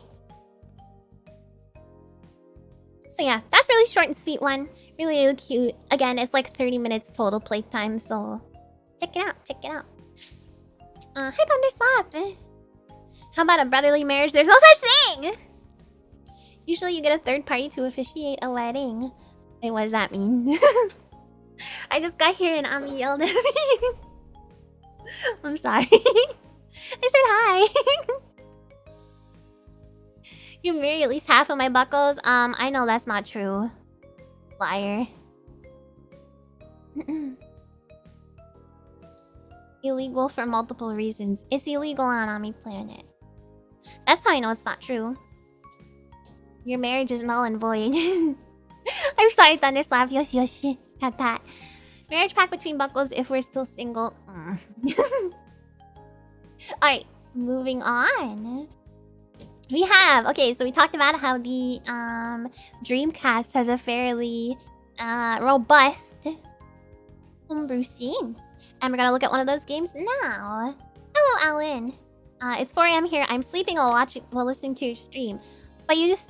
Oh, you're going to sleep. Ah, I see, I see. I was like, but you just typed something. How can you be asleep? In the original Star Wars, it can't decide how to pronounce Leia's name. Leia can't even decide what her freaking accent should sound like. Alright. Dreamcast, we have a game called Xeno Cider. It's not a shmup, but kind of close anyway. It's not a shmup, but it's instead a rail shooter. So, rail shooter, by the way, one of my favorite genres of game. I cannot explain why. I just like that I don't have to think about where to go, I guess. I don't have to worry about navigations, you know. But this is for also one of the coolest systems, Dreamcast. The game is called Xeno Cider. Have any of you guys played this, by the way? I'm curious. Since some of you guys are really, really excited at the prospect of, you know, games on the homebrew games on the Dreamcast. Rail shooters were so good, I miss them. I'm sure people still make them, but yeah, you probably have to go looking for it. I just like the gun peripherals. Me too. No gun peripherals for this one though. So there's a number of modern Dreamcast games. Now I would assume that this is because it's very, very easy to...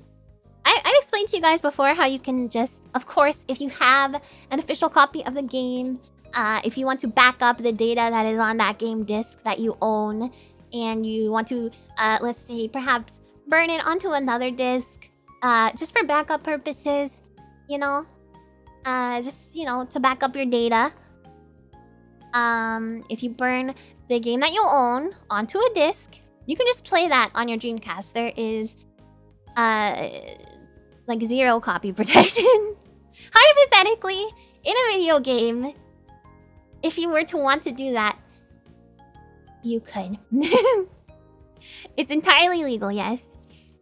So I would assume that that is the reason why Dreamcast is very popular to develop, you know, homebrew games for. Because you can kind of just like put it on a CD and there's no... there's like no extra work. Just put it on a CD, slap that bad boy in a jewel case, and bada bing bada boom, you got a video game. If, hypothetically, you wanted to back up Panzer Dragoon in Minecraft, yes. Does it have a minigame associated to it? Oh, do you mean on the VMU? I will explain the VMU part of this in a moment. So yeah, that is my theory about why... excuse me. Hiccups. That's my theory about why it's such a popular choice. Also because the Dreamcast is awesome. I love my Dreamcast. I chose this one to look at because I love rail shooters, and also the cover art is super cool. That's part of the reason I chose this one. So it's on Dreamcast, physically released in 2021, and it is soon to be available on Steam, actually. There's a demo on it on Steam right now for this game. So if you would like to give it a try and, you know, put it on your wish list or whatever, that's something you are able to do. Or if you have a Dreamcast, again, you know, you can play it on there. You play as like, you're this like cyborg girl, the girl on the cover. She has a super weapon, and you just gotta destroy everything. That's the gameplay. You just destroy everything that's in your way. And it's a girl, yeah. She's a cyborg. She destroys everything, and you get power-ups, and you can customize your weapon throughout the game. Very interesting. Kind of standard rail shooter, but still interesting nonetheless. The only Dreamcast game I played was Power Stone. What have I played on Dreamcast? I'm like looking at my Dreamcast and I'm like, oh, I'm trying to think of what I played on stream recently. I played Space Channel 5. Then my Dreamcast overheated? Question mark. I don't know what happened. Well, I played that on not on Dreamcast, but it is a Dreamcast game initially. Hi, Rafresenden. Oh my god, that's quite a mouthful. I thought that was an 80s rock glam band member. It kind of looks like that one David Bowie. The which one? What is it? Ziggy Stardust. That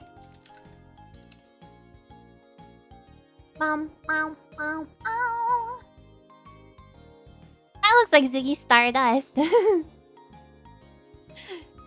Oh yeah, also Typing of the Dead. Omicron. I've never played Omicron. Actually, that game's wild. Space Harrier Star Ziggy Star. It looks like Ziggy Stardust with the hair and the... That's basically it.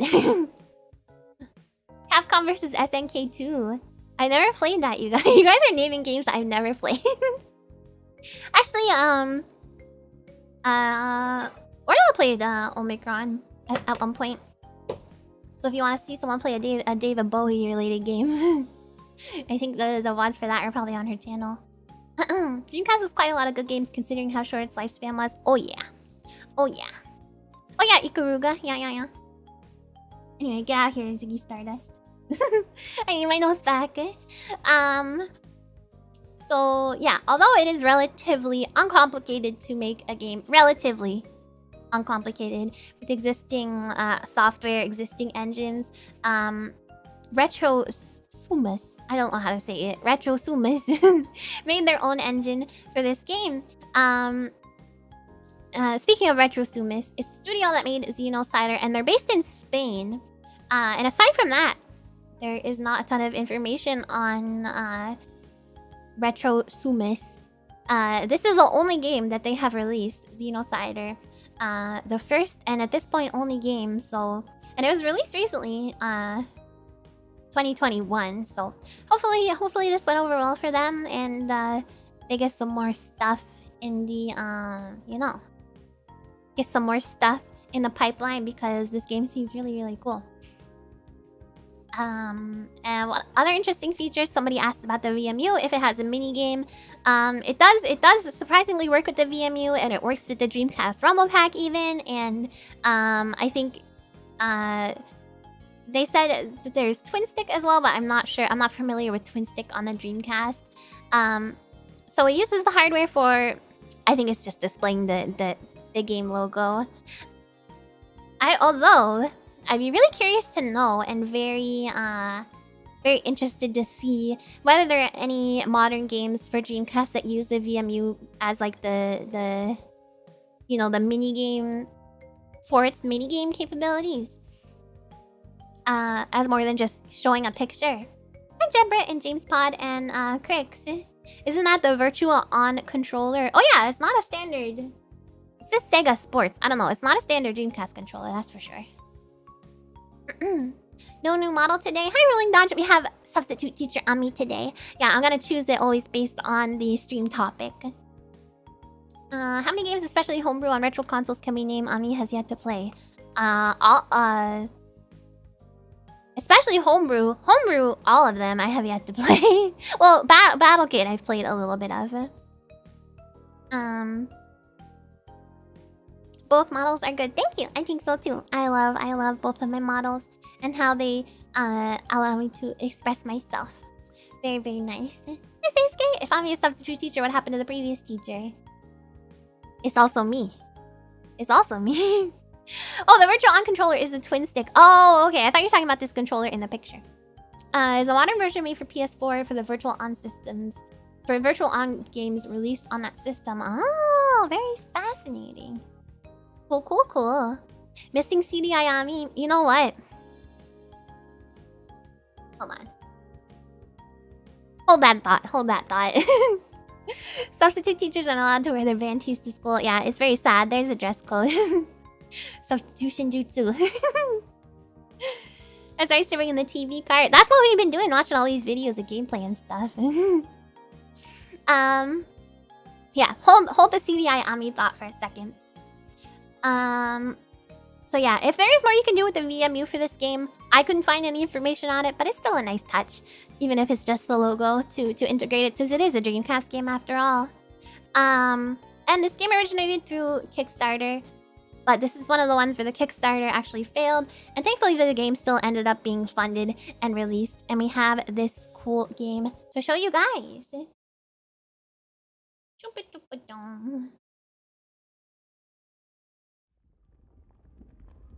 A little bit of gameplay here. And while that's going on, I'm gonna prepare for my next slide. Yeah, this guy's talking.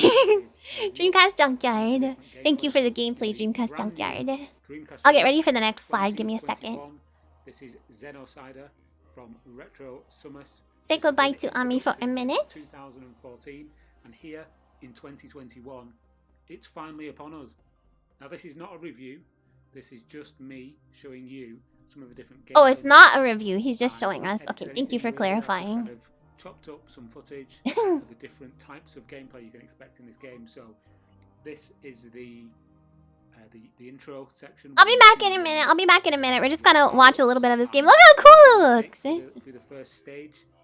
The next bit I love the graphics. I'm gonna skip through a bit since he shows a lot.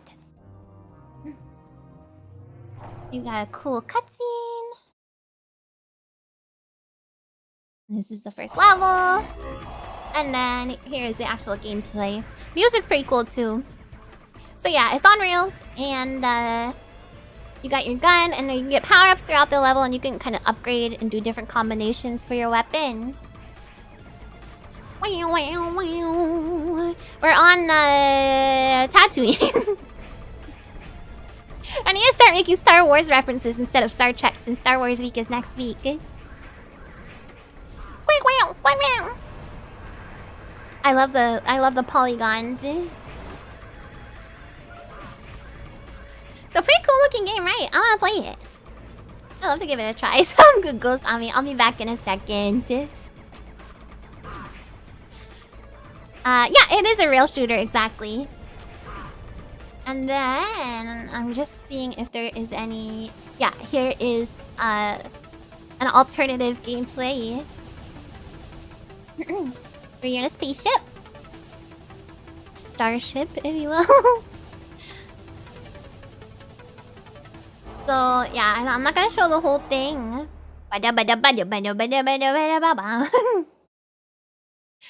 show the whole thing. I mean, this isn't the whole game anyway, but... And then you get your score. Very, very cool. Very, of its time, even though its time is, 2021. Alright. So, Dreamcast. Very interesting that there's a game on Dreamcast that even utilizes the VMU. Very, very cool. I need to sneeze.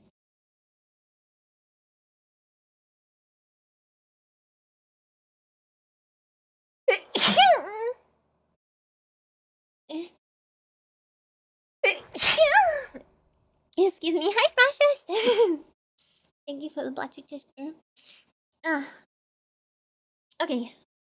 Sorry about that. Alright. Now.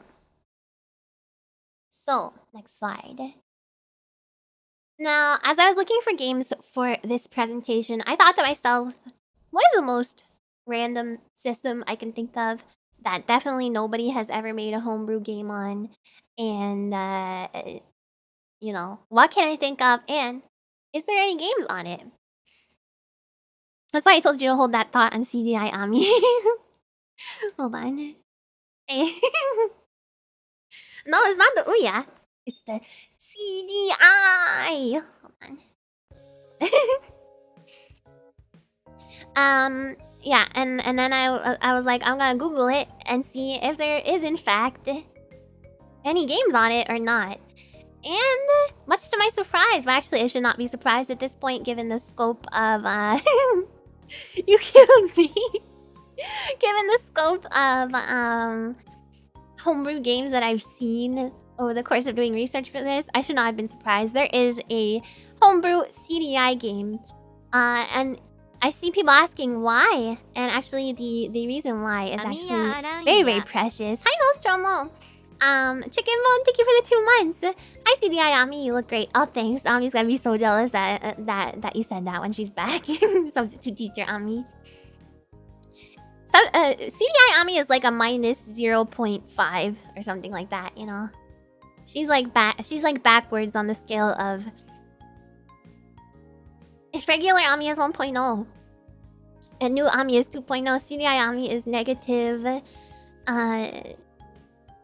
negative 0.8, you know? So yeah, I see people asking, why? Why in the world would you make a, you know, a homebrew game for the CDI? So yeah, as I was thinking through the host of games I played over the past few months, I thought to myself, what is something that I played recently that is like on a really random system? Because I was trying to think of, I was just trying to think outside the box, because this one didn't really come up on my search when I was just like searching, you know, new games on old consoles and stuff. So I was trying to like think really outside the box and search for consoles that you would not think a game would be on. PNG is not PNG tuber. I'm live 2D. Look at my eyes are moving. I'm blinking. My mouth is moving. Come on. Come on. Makes me think about the alternative designs for Ami before they settle on the OG outfit. Actually, it's pretty straightforward. It's pretty much just the... This is the outfit I had. Challenge Mystique to be forever remembered as that guy who made a game for the CDI without a gun to his head. Well, like I said, it's very, very precious. The story behind it. So, the game itself is... It's like an RPG and it's similar to... They call it a combination of like Zelda plus... Bomberman is kind of what the reviews told it as. But each screen is its own like self-contained little puzzle. It's a very small game. There's only a couple of you know, a couple of different puzzles, different screens. But each screen is its own little puzzle that you solve mainly using bombs slash dynamite. Apparently that's where the name of the game comes from. The Nobelia. I guess it comes from the word for, or the guy who invented dynamite, rather. And yeah, my first thought, like many of you guys, was why in God's name would you want to make a homebrew game for the CDI? Because the CDI is like infamously not great, you know. So yeah, there's the novelty of it, of course. And maybe they don't want people to ask the why question, you know, and get so curious about it that they can't help but check it out, because that's definitely an aspect to it. But in this case, the developer, whose name is, I don't know how you say it, Burn, TW Burn. I'm not sure exactly how you say this name, but the story behind it's very cute. His dad actually worked at at Philips, and his dad brought him back a CDI when he was a kid, went back when they came out, and it was apparently his favorite system, and he never like stopped playing with it. And so to make his game, when he wanted to eventually make a video game, he decided he would make it on the dad works at Nintendo moment. He decided he would make it on the CDI, and he actually got there's one CDI emulator, and it's very you know, it's kind of incomplete, but there does exist a CDI emulator. So the guy employed help from the creator of a CDI emulator to make this game, because he wanted to make a game on this system that his dad gave him that he played growing up. I thought that was so cute. So it's not just, you know, the novelty of, oh, let me make a game for the CDI because the CDI is infamously you know, awful. It's just a precious story about this guy's dad. And I thought, to be honest, there's not a ton from the game itself to talk about. It's a really small game, but I couldn't resist telling that story. I love it. I love my dad. I love my mom. So precious.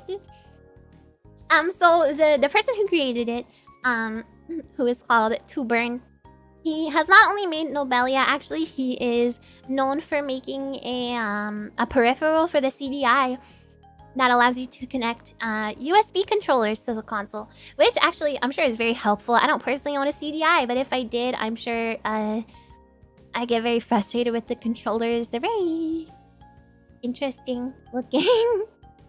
You know, one of them is like a remote control that looks like a spoon, you know. And then one of them is like a straight up remote control, and I think there is like a controller, but it doesn't come with the system. So yeah, this guy created a peripheral that would allow you to hook up USB controllers to the CDI in case you prefer playing that way. And of course, like all the games we talk about today, this one has a physical release, which you can see here. I believe this picture is not a photograph, but rather a mock-up. But it has been physically released. It doesn't only exist in mock-up version. So let us watch the trailer. I'm sorry, I'm so stuffed up right now, and I can like hear it in my own voice. Hopefully it's not too bothersome. Look at this graph. I had to pull out CDI on me for this. And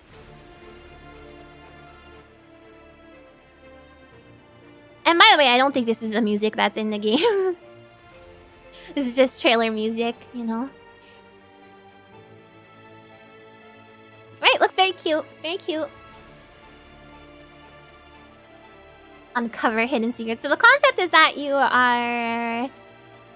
It could be because it has CDI audio, but it seems a little bit too epic for what this game is. This dramatic trailer music. Hi, Waymaster! So like the concept is that a portal opens up in your backyard, and then you have to try and solve puzzles to get home. Nobelia! So cool, right? So someone actually made a game for a CDI. I was so astounded when I learned that. But I'm glad I went through the trouble of actually looking it up, googling it, to see if such a thing existed. Because this didn't really come up in any of the other searches I did. So, okay, I'm gonna say goodbye to CDI Ami. Okay, I'm gonna switch back to regular Ami. Hold on.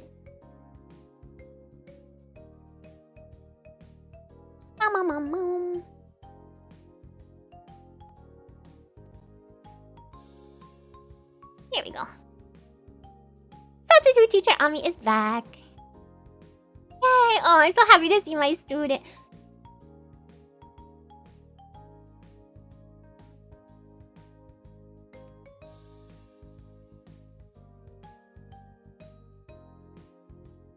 I was so excited to see you guys. And you've done this to me.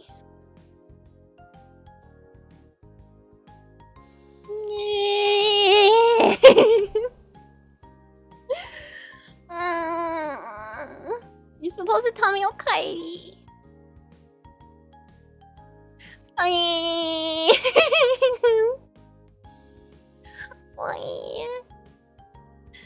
How depressing. Ingrate. I'll get you one of those nasty red apples from Paul. Not the red delicious, those suck. Those are purely for decoration. Okay, oh, Tanaima, thank you guys for the warm welcome. Oh, not the disappointed voice. Oh, that was not my disappointed voice. If you want to hear my disappointed voice, I'm incredibly disappointed that you didn't welcome me back with open arms and that you prefer CDI Ami to regular Ami. Well, substitute teacher Ami.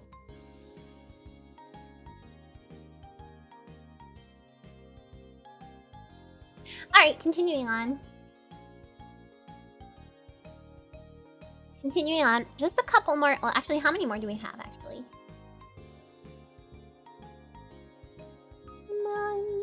I'm going so slow. 2, 3, 4, 5. Okay, 5 more left. Are you guys ready? C, D, I. You're putting words in my mouth, only Ami. Yeah, yatta! Oh, a Cosmic Crisp! Oh my god, I've actually had those. Those are super delicious. They're so good. Yeah, CDI Ami is part of the Ami cinematic universe along with Lawyer Lami, Agent Sippy, TDMA. There's tons, there's tons. Okay. Next,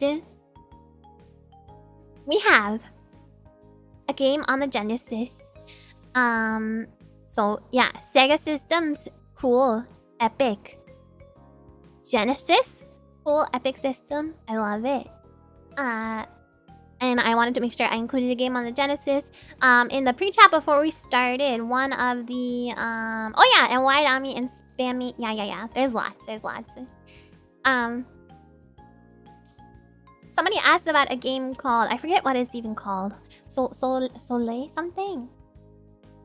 And asked if I included that game, and I was like, no, but I have a different game from the same developers. And that is this game. Wasn't this one on Dev Hell? Yes, it very much was. It very much was in Dev Hell. So, first of all, it's freaking gorgeous looking. I love the way this game looks. Pure Solar, that's the one. I love the way it looks. It has like a very cool, like, I don't know, I guess you call it cyberpunk aesthetic. But it's called Paprium. And it's a beat 'em up, and it was released in 2020 by Watermelon Games is the name of the studio. Now apparently Watermelon Games had a lot of issues as a company, and as far as I can tell, they have not been active since this game, and apparently they're selling off a lot of their IP. It's a long story, and I won't get into like the company itself too much, but yeah, there's a lot going on there. But the game itself has some cool features, being a Genesis game, which I'm excited to talk about. So it's a side-scrolling beat-em-up game, and it was under development for... You talked about development hell. It was in development for a whopping 8 years. Or is that whopping for, you know, an independent studio? I'm not really familiar with the development time of games that are done by independent studios that are funded through things like, you know, crowdfunding, Kickstarter, stuff like that. But people were waiting for a long time for this game. And actually, apparently it was considered vaporwave for a time because people just did not think that they were... Not vaporwave, vaporware for a time because people didn't think that they were ever gonna get this. It's not too bad, yeah, but, you know... I think because of, you know, what went on with the company internally, I think it's considered to be dev hell in this, development hell in this context. Vaporware. Yeah, although vaporwave is not entirely you know, dissimilar from this style of game, but yeah, so any backers because this was crowdfunded, any backers for this game had to wait a really, really long time for this game, which I think if you're someone who contributes to crowdfunding a lot, specifically for things like video games, I think it's kind of typical to just like wait a long time or to not be sure even if it's ever going to... I feel like you're definitely taking a gamble a lot of times, you know? A lot of times. Not 100% of the time, but a lot of times you just don't really know when you're gonna get the thing. Or if all of the perks are going to be, you know, end up coming to fruition. Things like that, all of the tiers and stuff. So I think people who, you know, crowdfund things, who back projects like this, are familiar with this kind of time frame. This game has literally served as a lesson for many other retro devs I've known inside the community. Yeah, there's a lot that went on behind the scenes here, I'm pretty sure. Pretty sure I'm still waiting for a few Kickstarter games from like a decade ago. Yeah, that's the thing. It's like you pay a couple bucks or whatever, or maybe more if you're really passionate about it, and then you're just kind of like, well, it'll be like Christmas when it comes. It's just throwing money in the wind and being pleasantly surprised when something actually happens. Yeah, exactly. Like Christmas. Weird how some genres are basically entirely supported by crowdfunding. I mean, this is one of them, this homebrew market. I mean, it's not entirely supported by crowdfunding, but there's definitely a huge portion of games of this variety that are, you know, crowdfunded, which I think is, you know, definitely not a bad idea, but there's troubles like this that can happen, right? Oh, you kickstarted Mystery Science Theater 2000. That's awesome. That's awesome. I love Mystery Science Theater. You kickstarted Bloodstain and Uikoden 100 Heroes. And how is Bloodstain? I know that's out now. How is the turnaround time for that? Anyway, at least it ended up getting released is kind of my point for that. It was a long time, but it did end up being released eventually. That's all I wanted to say. It's a lot of fun, yeah, but I'm wondering about like how long it took. I know it's good. I know people like it, but like, were you waiting a long time? Was it turbulent in its development? I'm just curious. You kickstarted Mighty Number 9. Oh, I'm so sorry. Bloodstain is rough but fun. Bloodstain is okay. I think people like it is the thing, but I'm just wondering if there's any kind of difficulties or turbulence, I guess. I'm sorry too.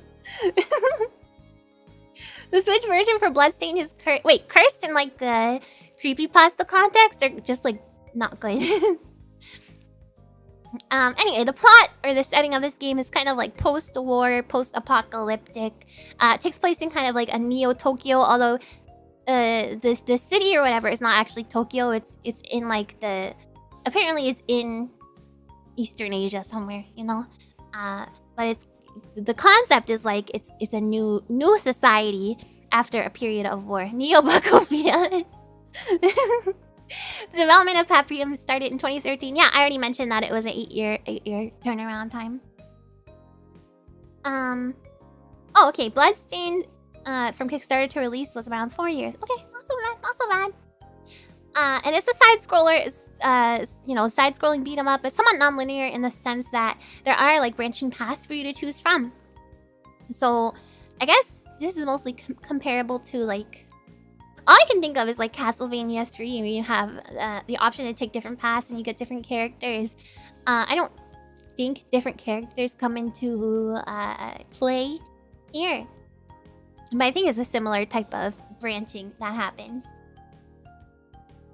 And then, so as for hardware, so another game I'm going to talk about, I'm talking about it next, actually, I believe, or you know, very, very soon. A lot of these games had no special chips, and they were made just using hardware that was available at the advent of the system, like when the system was at its peak and when it came out. Well, most of the games at the time for the system would have used. In the case of Paprium, it has its own chipset, which is not that unusual since there are Genesis games that did have these sometimes back in the day. I need a hiccup, excuse me. Hold on. Okay. But in the case of Paprium, this supported additional audio channels, so you get some epic music, which we will hear in a moment. It's not a burp, it's a hiccup. It's a hiccup. So something that is also very cool about this game, so you know games like... Okay, you know how games like Sonic 3 had peripheral you can attach? Actually, this isn't really applicable even to that. This has a really cool feature because it utilizes the 32X and the Sega CD attachments to optionally add additional content. I don't have the hiccups, it's just occasionally, you know. The time you burped off stream and told us about it, because it was like an occasion. It was like the only time I ever had an audible burp. Yeah, lock on technology. So it's optional. So the content that is added is not, you know, necessary to the game. So it'll add additional sprites as interactable objects in the game that you can kind of throw at people and stuff. And also, with the Sega CD, they add the ability to add a second player, but it's not like a regular second player, you know, that's played by a person. It is a computer-controlled second character. So very interesting that it utilizes this additional hardware to do that. I thought that was very, very cool for a modern game.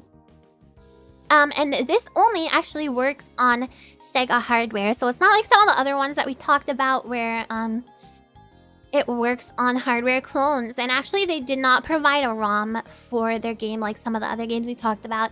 And there's been no success dumping a ROM because the chipset is very complex. There's like a lot of different chips that go into this special chip that they had made. And also they try to apparently prevent people from being able to see what goes into the chipset. They put like a layer of epoxy on the chip on top of it so that you cannot look at it. But people found it out anyway, but it's still really difficult to dump the ROM. Yeah, and also certain releases, you know how there's like, you know, Genesis Model 1, Model 2, whatever. Apparently it doesn't work on certain iterations of of the Genesis, so that's also not great. Not great. That's a fair excuse. If it's a custom hardware, you can expect a simple ROM release. Yeah, no, definitely. I definitely agree with that, but it's just interesting the contrast in the from the other games we talked about today. So apparently Watermelon has had plans on releasing this on modern platforms. I don't know if this fell through. They were going to release it on, I believe, the Switch. And contemporarily, there's surprisingly little info on efforts to dump or port the game. I think people kind of just lost interest in it. So as far as I can tell, the only way to play this game right now is if you got the physical release. I don't even think that this one is available for purchase any longer. But it does look super cool. It looks like a really cool game, so let's check it out. For all its, you know, turbulation.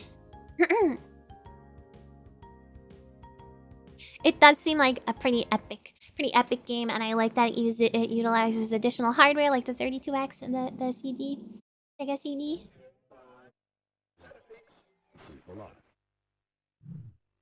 Whoosh! It's a very pretty game, and the music is cool. I like it. I would play it, is what I'm saying. Prevent people from archiving it, then it dies off in obscurity. Yeah. No. That's that party Genesis sound! I wish I were a game. I'm unfortunately not. I bet it would be a good game if I was a game. I don't know. Yeah, I accidentally smacked the mic cord. I'm sorry. Flashing warning! Oh, Jesus. Paprium! What game would I be? I'd probably be like a platformer of some sort. I like to think I would be in my starting screen, like a kind of platforming style web shooting. Spider-Man games are pretty popular right now. You could be a spin-off. I don't want to be a spin-off of Spider-Man. That's just Umihara Kawase. Well, yeah, I'm not hiding that it's inspired by Umihara Kawase, but it'd be Umihara Kawase with me. The farty sounds, when it comes to Genesis, you gotta have the farty sounds. Look how cool this looks.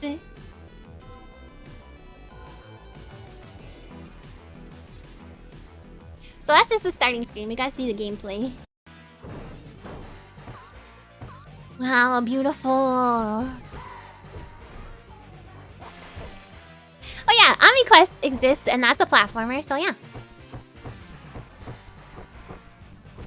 Rock and roll. Would it have costumes? Yeah. You could do special challenges in the game to get additional Ami costumes. Umihara Kawase is super fun. I should play that on stream sometime. I'd be an old school dungeon RPG. Oh, that'd be fun. Oh, you'd be the final boss. Skilly. I would like to be the final boss in my own game as well. Go! So scary. Big head mode enabled by default. Oh, shut up. Yeah, right. It looks polished. It looks cool. It looks professional.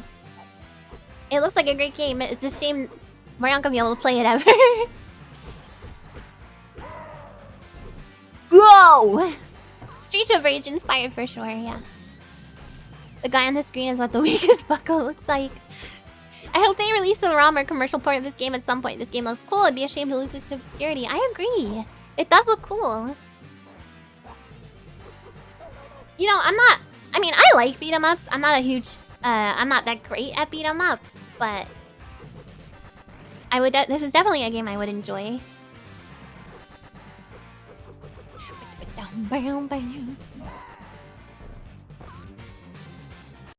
So I just gotta skip forward a little bit so we can see some of the other, sets.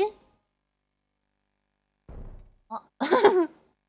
Just some of the other settings, because, like I said, the graphics for this one are really cool. I really love the colors that went into it. Turtles in Time! Oh my god, that's a great idea.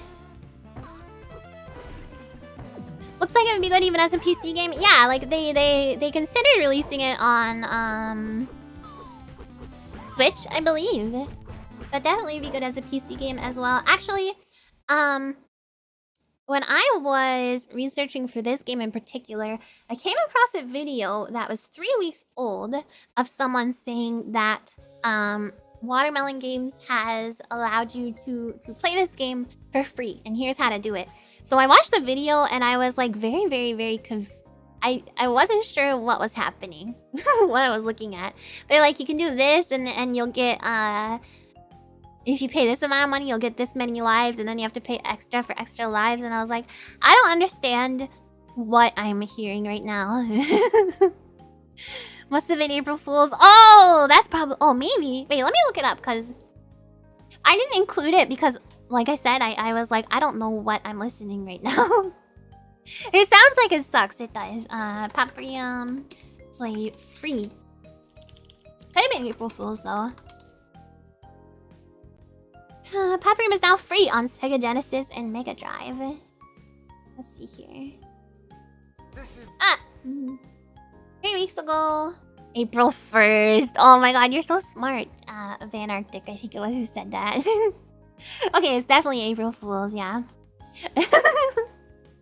Well, how rude. How rude. For you to do that as an April Fool's joke if you're not even the developer of the game. I'm so dumb.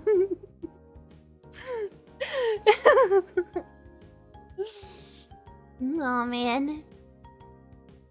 When does he let the when does he let the cat out of the bag? Did you just snort? No. No. Never. Me? No. Anyway, that is Paprium for the Sega Genesis. I wanna play it. April Fool's jokes aren't supposed to stick around for weeks afterwards. Yeah, like how am I supposed to know, okay? Usually, you know what?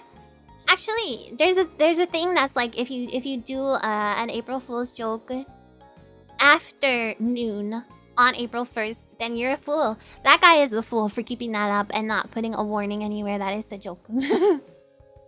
When companies make jokes that are actual stuff people would want, well, to be fair, this is just like some guy. He's not associated with watermelon games in any way. It's just like a dude. He did get me, yeah, because imagine if it's December and I see an April Fool's joke from April, but it's still presenting itself as totally factual in December. Yeah, this is not my fault.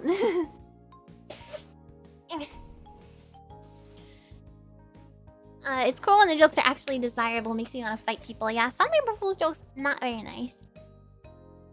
All those jokes for games that would have been awesome. I remember Neopets did one every year. Those always got me. How many views does that video have? Let's see here. Good question.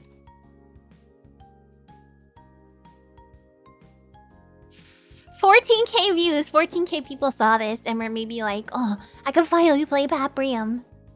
Paprium? Hi, Lewis. Did I even slurp? I don't even remember. EGM used to have top tier pranks. I still want Lord of the Rings kart racing. That would be so good. What would you race on though? Like horses? I don't understand. Alright. On to the next game. This one's super cool. This is one of the ones that I had in the thumbnail.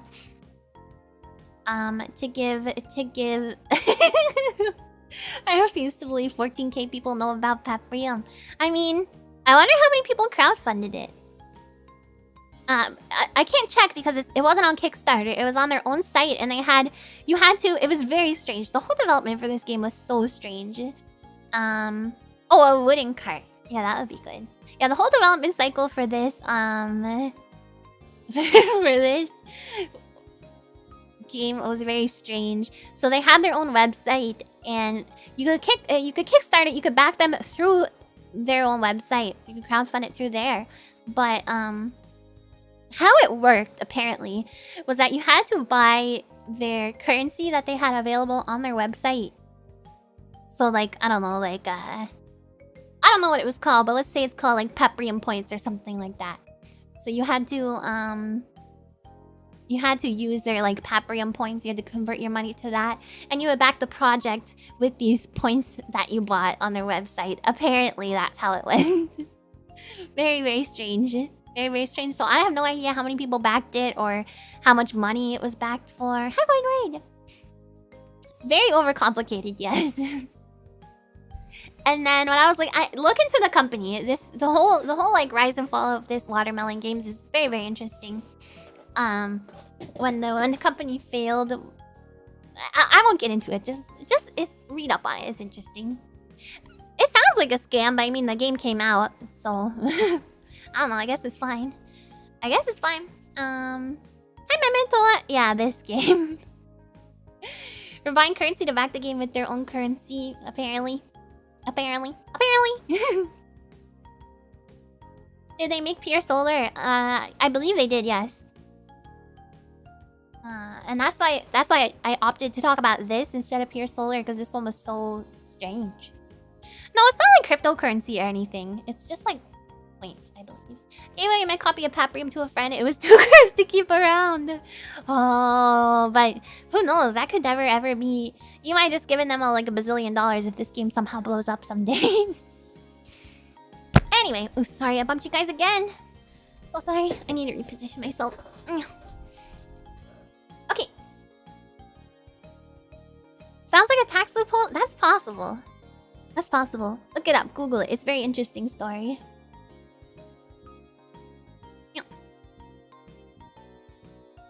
I ain't having that cursed money. You guys are funny. Oh yeah, I did say I would hug you, but I said I would be when the presentation is done. Oh well.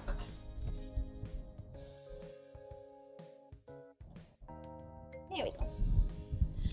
Seems like a meow post. We're gonna put epoxy resin over the circuit board so they can figure out how to ROM dump it. I mean, people did get the epoxy off and stuff. It ended up being fine, but there you go. Okay. Next one is one that I had in the thumbnail. Very cool. Hold on, I'm gonna move my mic back because it's too close for how I have it. My audio set up now. Oh god, hold on. I need to mute my mic for a sec while I fix this, or else it's gonna be so loud.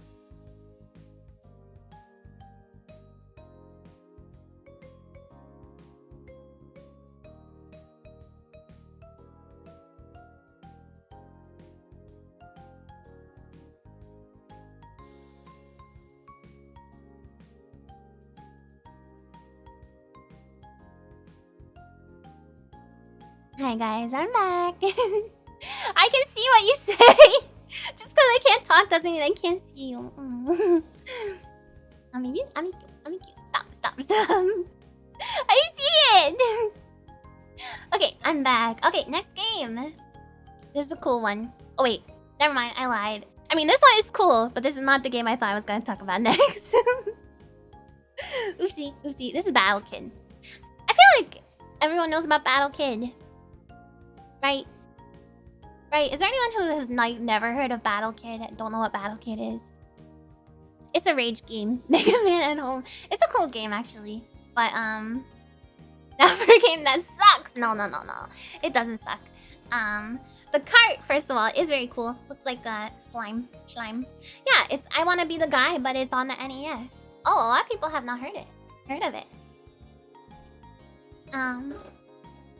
Your friend was Battle Kid. Is that the one that gave Ego Raptor multiple strokes? Oh, did they play on Game Grumps or something? Probably. Probably. You played it, but not on NES. The prequel to Ben 10. Well, so this one... I'm sorry, I keep doing that. I need to... I'm too overexcited right now. My hands are like flailing all over the place. It's not good. I need to calm down. There's a Game Grumps episode where you accidentally quit instead of... Oh my god. That's totally something that I would do. I feel like my gameplay style is like similar to his, where it's like... lots of brute forcing, accidentally doing dumb thing. I mean... He screamed for 4 minutes. Oh my god! Jeez Louise. That's a little excessive. So anyway, I thought most of you would know about Battle Kid, but apparently many of you don't, but that's okay. The desk... It has nothing to do with the desk space. It's my freaking wrist thing that I do. Are you having fun if you screamed for 4 minutes? I would say no. I would say no. Okay. So, the games talked about so far, a lot of them have been released in the 2020s. I think this one is the oldest of this nature, if I'm not mistaken, that we're going to be talking about today. It's from 2010 on the NES. And there were both physical and digital releases, but the production of the physical cart has been discontinued nowadays. So if you want a copy... I looked it up on eBay, and I was a little confused because I saw a couple copies for over 1K, and then I saw one for around $100. So I have no idea if the $100 copy is authentic, and you can expect to spend around, you know, 2K for this game, because reproductions are a thing that do exist, and I think that is a scam. I would guess, and I think you're probably gonna be paying you know, 1K plus for this game. Better be the best game ever. Well, it was not 1K when it was released, of course. This is after the fact, where there was limited copies. I think the original run had like 33 copies, but they did do subsequent ones. But the point is, nowadays you cannot buy this cart new. You know, you have to buy it from someone. They don't produce it anymore. But it's a cool cart. I love the transparent plastic, the green. I love the way it looks, but yeah, very expensive. 1K sounds like a scam on its own. I mean, limited release, it's like, you know, it sucks. But luckily you can still play this game. You don't have to... It's not like, hi Yuki! It's not like, Paprium, where you have to have the physical copy or you're just never gonna be able to play it, ever. It's the aftermarket price, yes. So it was made by Sivak Games, who presently they only have 2 games. One of which is Battle Kid, and the other one, Battle Kid 2. And the graphics and gameplay, to me, are really reminiscent of Mega Man. And the style of gameplay, like I mentioned earlier, is similar to I Wanna Be the Guy. You know, that type of like, kind of like trial and error. Try things again and again until you get it right. And then there's a big bad at the end of the stage kind of thing. It's a rage game? Okay, I don't think it's a rage game in the same sense that like... Because people call like... for example, Getting Over It a rage game. Getting Over It is a game that is like... intentionally... The controls and mechanics are intentionally obtuse to make it so that it's like impossible to you know... No amount of like skill and trial and error is guaranteed to have you get to the end, right? But in this case, you know, if you play it enough, you are gonna be able to do it. The controls are normal. It's not intentionally designed to be like impossible mechanically, but it is, you know, lots of beginner's traps, very frustrating. So I don't know if I would call it a rage game in that sense. More like a Kaizo kind of experience. Disagree? I mean, you're free to disagree. This is just how I see it. Getting Over It isn't that nasty. Lots of people can consistently beat it. Maybe that's a bad example. I've never played Getting Over It, but I just mean like the type of game where it's like, you know, it's not really trial and error. You know, I feel like you can't really become an expert at it. So I don't know if it's a rage game, but I don't really know about that genre of games in general. Yeah, I think it's difficult to pin down. Hi, Mo. I've only really played I Wanna Be the Boshi myself, so... Getting Over It is so consistent that the speedruns are like 1 minute. Okay, yeah, my bad. You're definitely fighting against the controls rather than with them in Getting Over It. Okay, maybe I should play it, not on stream, of course. Because that game just looks annoying, you know? Sorry, was that a hot take? I apologize. I've never played Getting Over It. I'm just stating that I don't know if it's a rage game in the same sense as like you would consider most rage games. I'm not gonna play it. Has to be on stream. It's VTuber law. I'm not gonna play it. No. I prefer the game's inspiration, Sexy Hiking 2. I swear that isn't a joke. What? Oh, isn't there like a horse version of Quap, speaking of which? Called like Quap or whatever. Why? What's sexy hiking? What is sexy about it? I don't wanna know. I don't wanna know. I like the game that's not Quap or not Clop. It's like the climbing one. I forget what it's called. GURP. It's called GURP, the Flash game. I guess you're a wimp then, Ami? I guess I am. Yeah, GURP. That's the one I like. Google it. Sexy hiking.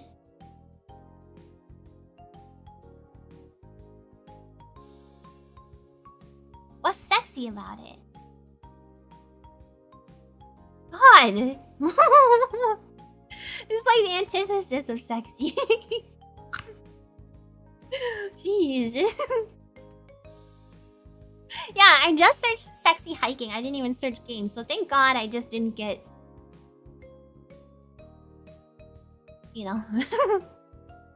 Just what they wanted to call the game? Okay. It's the Twin Peaks in the mountain range. That's sexy. Wait. I don't see a mountain in this game. Sexy hiking speedrun in 1 minute 52 seconds. Or is it 1 hour and 52 minutes? It'll be sexy if you play it. No! No! No, I won't. It will still be weird looking. Not even the alluring Amiya can fix it. I'm kidding, by the way. Minutes, seconds, it's a short game. Imagine spending an hour on anyway. Anyway. How sexy can hiking be? I mean, I guess if you like seeing people do their best and sweat. Maybe I don't know. Not even moderately attractive hiking. If I played it, it would be...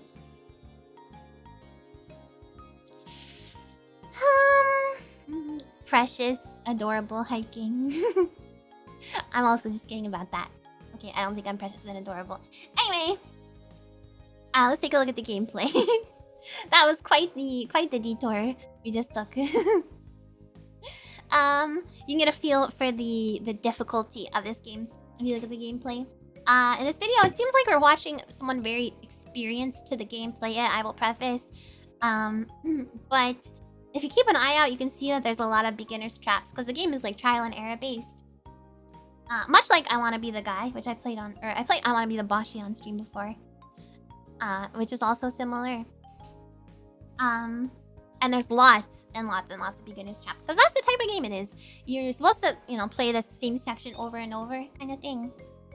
All right, let's check it out.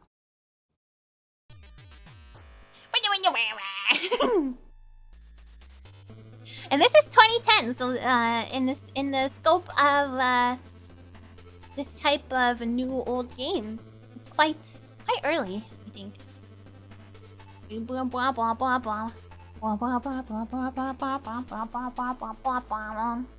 that bubblegum monster. Look at him, he's so cute. He looks like I think he's just a rock man. It's an old game, yeah, precisely. Okay, let's skip this some of the gameplay. I love the music.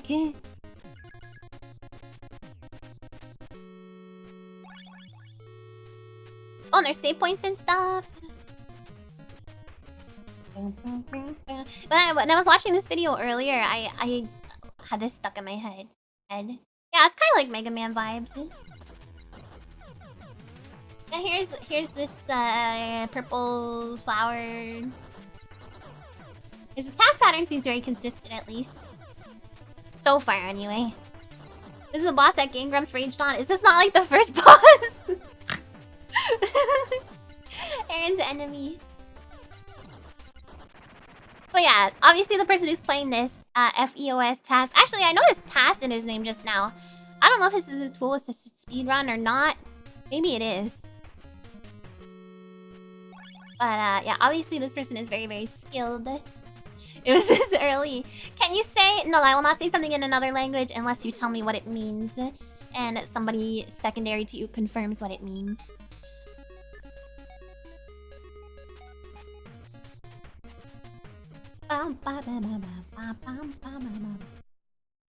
It's a lotad at best. What is that?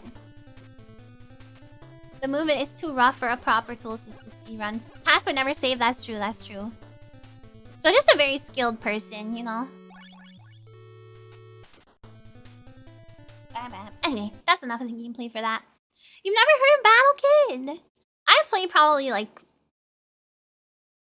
5 minutes of this game and you know, and I was like, I forgot if every video on Fios's channel is a task. Never easy to tell if delays are just RNG manipulation. But you know, you're right. I don't think if it was a task they would be using the save point. Oh, real-time playthrough. There you go. So that's like a long play. Low optimization tool assisted demonstration. It's a tortured acronym for wacky speedruns with task input. Ah, I see. Surprised you don't have TV access, but have access to all these old obscure games. Well, this game came out in 2010. So it's not that old and obscure to be perfectly fair. But Lotad is a Pokemon. Is it? Oh, is that like a toad? Do they call speedrunners on YouTube speedtubers? I feel like speedrunners mostly use Twitch, right? I don't know if there's a lot of speedrunners that stream on YouTube. The game experience is only as early as Karate Kid and TMNT on NES. The older stuff, I have limited experience. In my case, it was my family had systems and we had maybe 1 or 2 games, and then we would rent additional games. I think that's probably a lot of people, a lot of other people in the same way. It's a little guy with a lily pad on his head. So not a frog, but frog adjacent because there's a lily pad. They call live 2D users on Twitch VTubers. Oh, that's a good point, but it's not YouTube. Huh. Curious. Curious. Alright, let's move on to the next game. God. I thought I was so close to the end and I'm so slow. I need to speed it up and not talk faster but do less tangents. Okay. Next we have Unholy Night, the Darkness Hunter. Now this one, let me turn my BGM back on. Now this one is I know she got I know she has assets. Yeah, I know. Shut up and stop.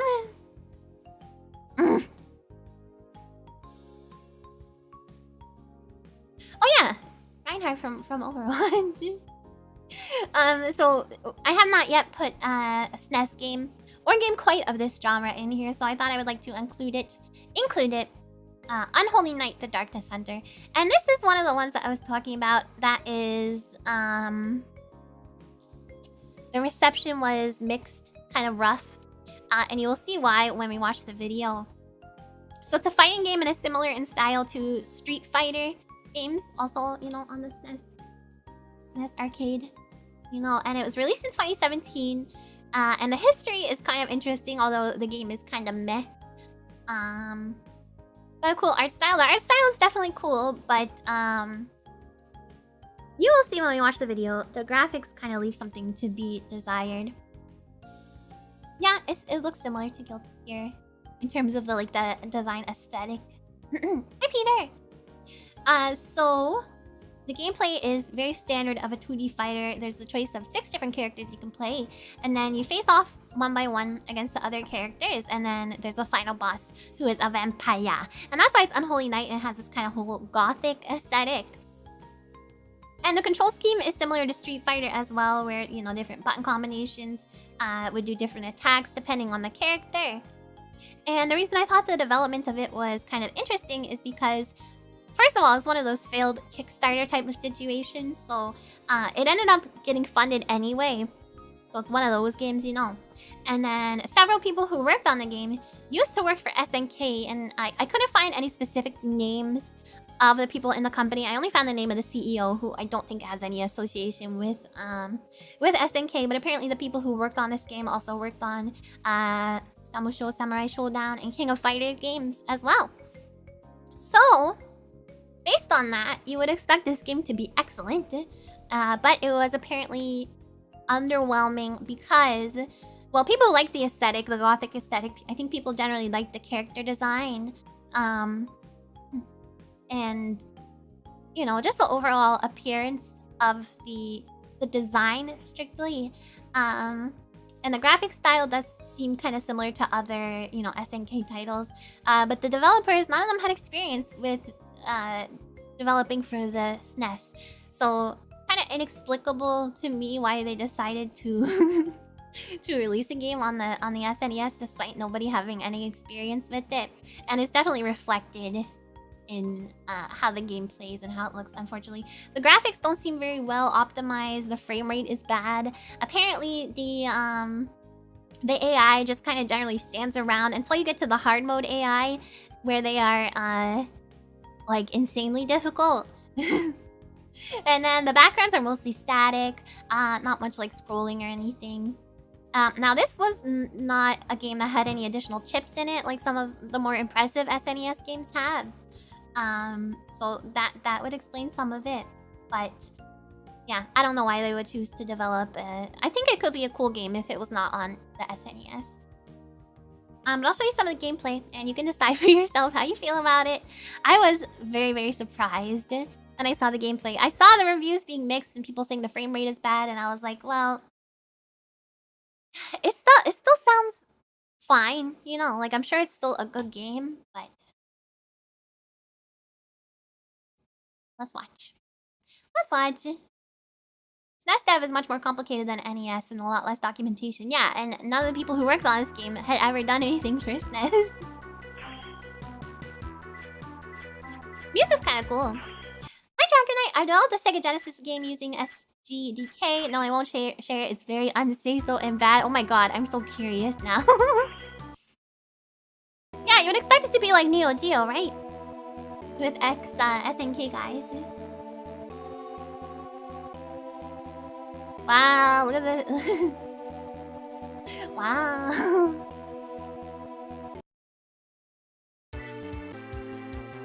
Okay, so the character select screen looks cool. Characters look cool, although not very like vibrant or anything.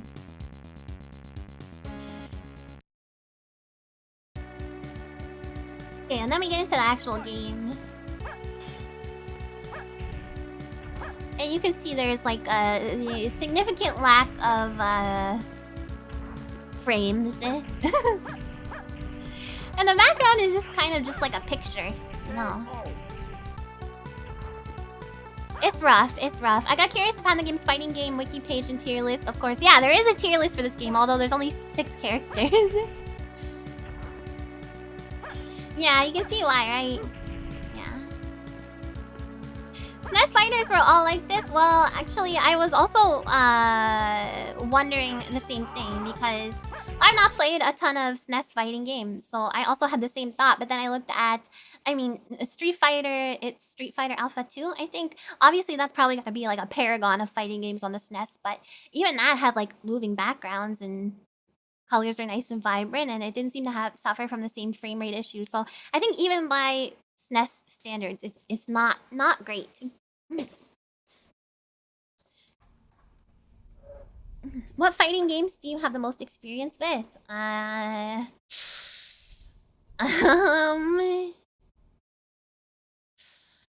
a good question. One Must Fall. Soul Calibur. Yeah, any game where you can play as Voldo. Yeah, so there are quite a few B-grade SNES fighting games like Power Moves, aka Deadly Moves, but you know, with a big name like SNK, and with it being released in you know 2017, you would expect something. I think people just expected something a little more, but it's still interesting. It's still a fun concept. I like the character design. I like the aesthetic, but it just seems like it would be rough to play. You know? No. Voldo's your main dude? Yeah. Yeah, I love that little freak. Gundam Wing Fighter on SNES is probably the closest it ever got to a modern-looking fighting game. Yeah, people had high expectations for it, I think. Yoshimitsu is funny too. No, Voldo's the best though. Player 2 can't do charge move inputs. This is great. Oh no. Wait, so if you're the player 2, you're just kind of gonna lose, maybe? Hi, Hanjong! Nostalgic, it's your birthday. Oh, it's your birthday! Happy birthday! Happy birthday to you. Happy birthday to you. Happy birthday, dear Hanjong. Happy birthday to you. Yeah. Happy birthday, please say happy birthday. I hope you have a great day. I hope you have cake. I hope you have lots of cake. Anyway, Voldo uses psychological warfare. He doesn't have to. You just one look at him and everyone's like, oh my god. Instantly traumatized. Your matches with the charge characters and flipping a coin to see who gets to play the game. Appreciate the character names Reinhardt, Kronos, and Emily. So yeah, I just wanted to show that one because I hadn't taken a look at any other SNES games, and I wanted to include one. You know, a lot of these games we talk about because they're like so cool and so good, but it's easy to forget that not just because a game is made in 2017 or whenever it's made doesn't mean it's gonna be a great game, you know. He reminds you of SH2 monsters. Who, Voldo? I love his different. He's got so many different outfits. People think I'm such a freak when I say I like Voldo. He's like a little freak. I just love him. Okay, and now one of the titular ones that I had in the thumbnail. We're gonna talk about Circus Convoy. Circus Convoy. Now this is by Audacity Games. Hi Nori. I need to take a sip actually. Freak-friendly space, precisely. I do love weirdos. Much of the programming practices that made optimization on old consoles possible have been forgotten over time. Forgotten, but I'm sure they're still accessible. But yeah, it's just interesting. The last game was a little more titular, if you know. I don't know what you mean.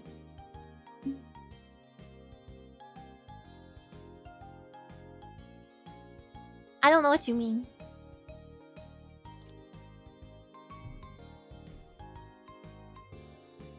Oh! Stop!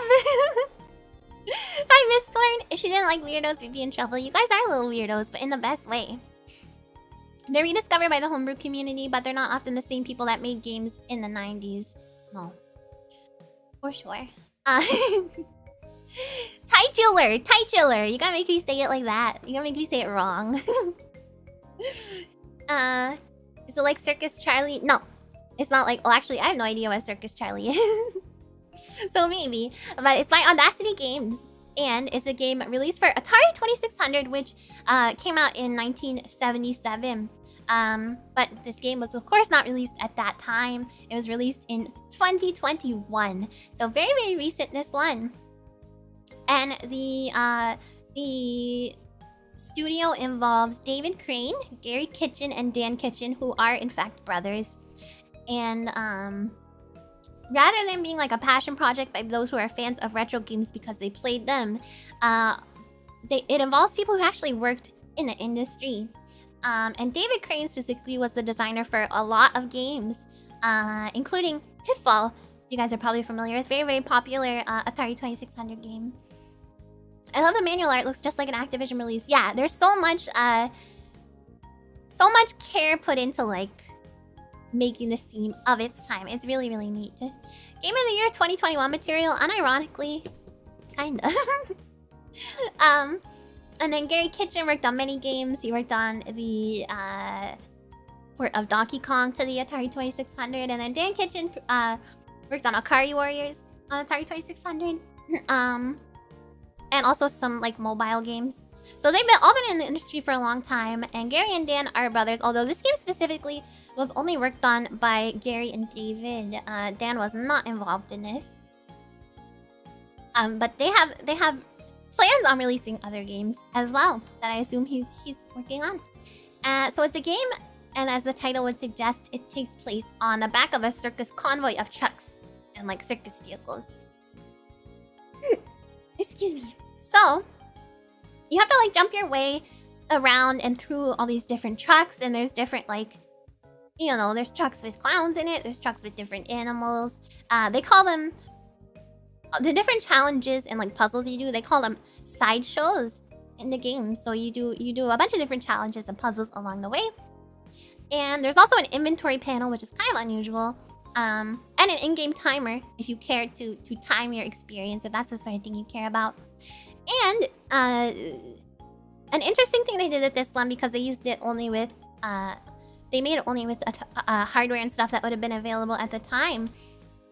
At the end of the game, once you get your score and everything, there is a QR code. So you can scan the QR code with your phone, and then you can upload your score online that way. And like I said, all the technology they used was available during the time that Atari 2600 was very popular. So no additional chips or anything like that. And the design is very fantastic. So you can see the entire aesthetic in the cart and the manual, and the game itself is very of its time. Specifically, the cover is reminiscent of Pitfall, which one of the creators also worked on, which is here. You can see a little rainbow, simple, like very 70s design aesthetic, which is coming back nowadays. I noticed there's a lot of like brands suddenly randomly using design aesthetics, 70s design aesthetic. QR codes existed back then. No, your understanding. It's like So of course QR codes didn't exist back then. It's just a bunch of blocks. But in terms of like the hardware that they used to make the game, it was only stuff that was available at the time. Can I give an example of that? An example of that, I'm thinking mostly of like clothing brands, you know. Like, I can't think of any specifically, but I've definitely seen clothing brands with this kind of 70s aesthetic. I think they may have meant barcodes. No, they meant QR codes. There's QR codes in this game, which I think is cool. It's a cool way to like integrate modern stuff into a game that only uses old technology. 2010 graphic. I can't even think of what 2010 is. Flames? No, Flames is more like early 2000s, right? 90s. I don't know. People ever use Flames in designs? Burger King, Pepsi are going back to older style logos. Thank God for that, because I mean, the Pepsi logo was fine. Like, there's nothing wrong with it. But have you guys ever seen the Pepsi logo, like, when the new one came out, the design document for that? It was the wackest thing I've ever seen. Guys talking about, like, Pepsi, linear Pepsi space and, like, the Pepsi dimension. And it was just the craziest thing I've ever seen. But it was awesome. You thought it was a meme? No, it was real. It was real. I did tweet about it, yeah. I heard Neil Cicierega's song based on the document is crazy. Linear I think I made up linear Pepsi space, but it's like something like that. The Pepsi multiverse.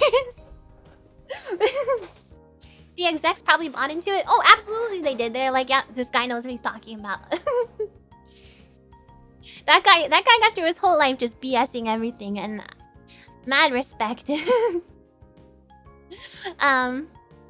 So although it's made in the same way that games would have been at the time, there's some very impressive things going on with the inventory system and the graphics. Look at this snake. Look at this epic snake. Look at this. Atari 2600 snake. Look at him. He's like, I'm gonna get ya. I'm gonna get ya. I'm a snake. I mean, not that. It's like... like that, but like breathing out instead of breathing in. I'm a snake. That would have horrified you as a kid? Oh, it's just a cute little snake. He can't get ya.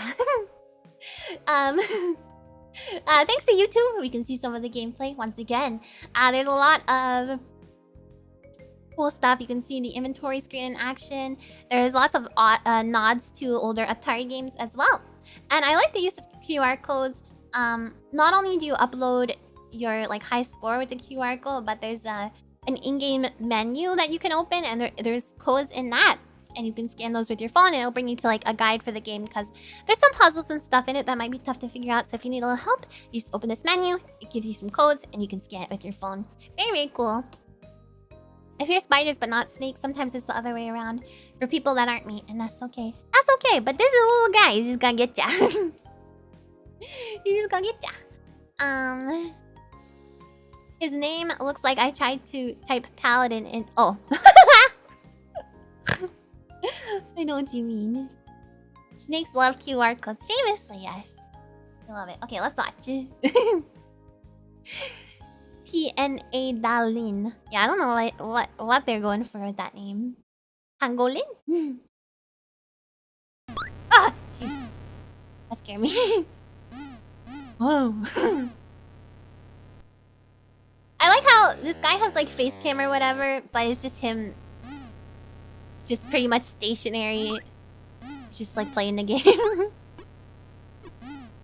Wow.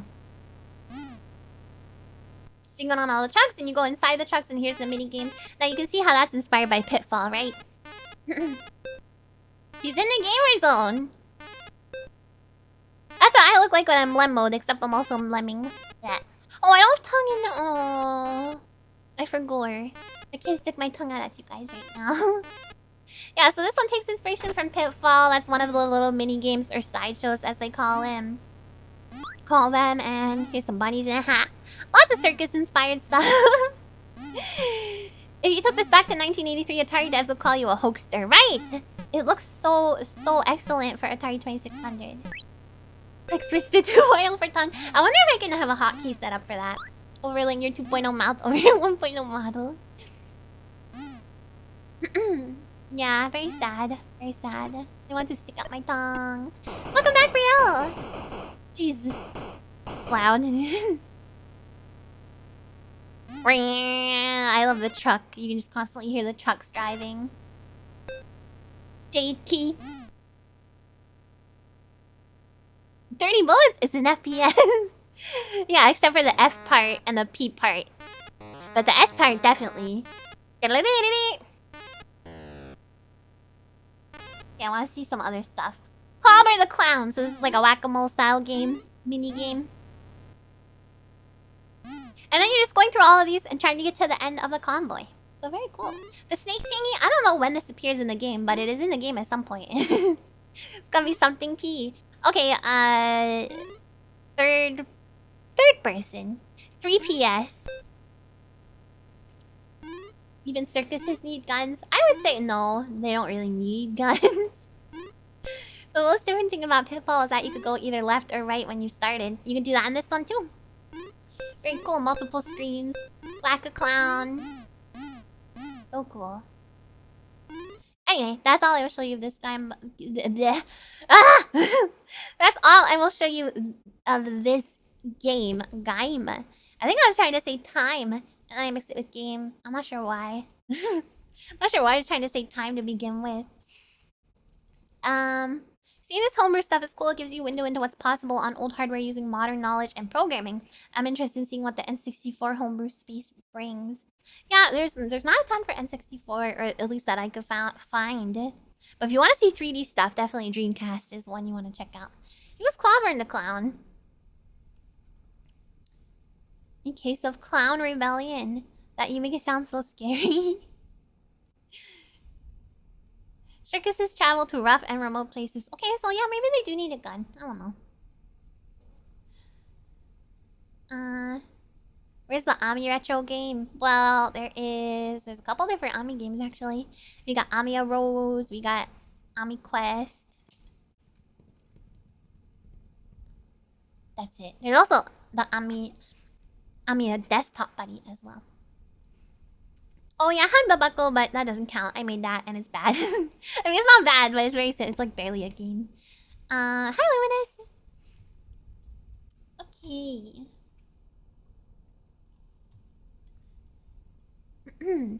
And then next we have, so this one is very, very unique. I guess it does count, but it's so simple. I don't know. I feel like I can't. It counts as good. Thank you. Ever since Killer Clowns from Outer Space, they take no chances. Remember you guys? This was like weird. You remember the clown thing that happened in when was it? 2012. What year was that? Remember when there was like killer? You know, everyone was afraid of killer clowns. 2016, the clown scare. Just want to remind you guys that that was a thing. It was very strange.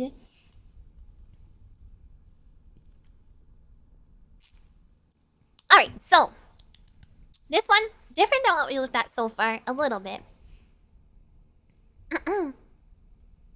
The clown scare, the clown crisis. Strange times. Those are simpler times. Are people not scared of killer clowns now? I mean, people are scared of killer clowns if they exist, but back in 2016, it was like, oh, I've seen a killer clown, like, in the world, out in the world. Like, there was sightings. So that was weird. It wasn't an elaborate ad campaign for it? No, I don't think. Ami was out there dressed up in her Ami costume hunting the clowns down. No, I'm not personally scared of clowns. That's not a fear I have. Unless they're like meant to be scary, then I guess I'm like, you know, a little bit. Yeah, back in the olden days of 2014. Viral marketing for Clowncore in 2014. For the Insane Clown Posse. Isn't it more concerning that we can't see them? They figured out cloaking technology! Wait. Boo, it's not scary. Not for me, not for me. So we have a game, Dino Force, on the TurboGrafx / PC Engine. And this is different from the rest because it kind of overlaps actually with the Lost Media presentation I did a little while back. I don't know if you guys remember that one. It was, a couple months ago. I don't know how long ago that was. A couple months ago. It might have even been like half a year ago now.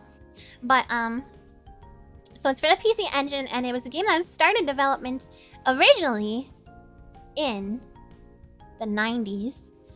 Specifically, I don't know when development started, but in 1994 there were promos in a magazine for it at the time, so I would assume it was slightly before that, so, you know, 92, 93, something like that when development started.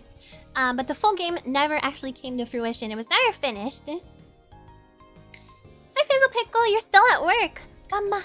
Somebody, you can do it. You can do it. Think about eating food. That's always my motivation. That's a vintage waifu in the corner. Oh yeah, wait till I tell you guys about all the stuff that comes with this game. So this one seems really cool. So in 2012, the prototype for this game was found, and it was unfinished prototype version of the game. So presumably the state it was left in you know, the 90s or whatever development stopped. Hi Jesse. Whenever development stopped on the game, when it was abandoned or whatever happened with it, I don't think we really know. But the prototype sold for 5,000 euros.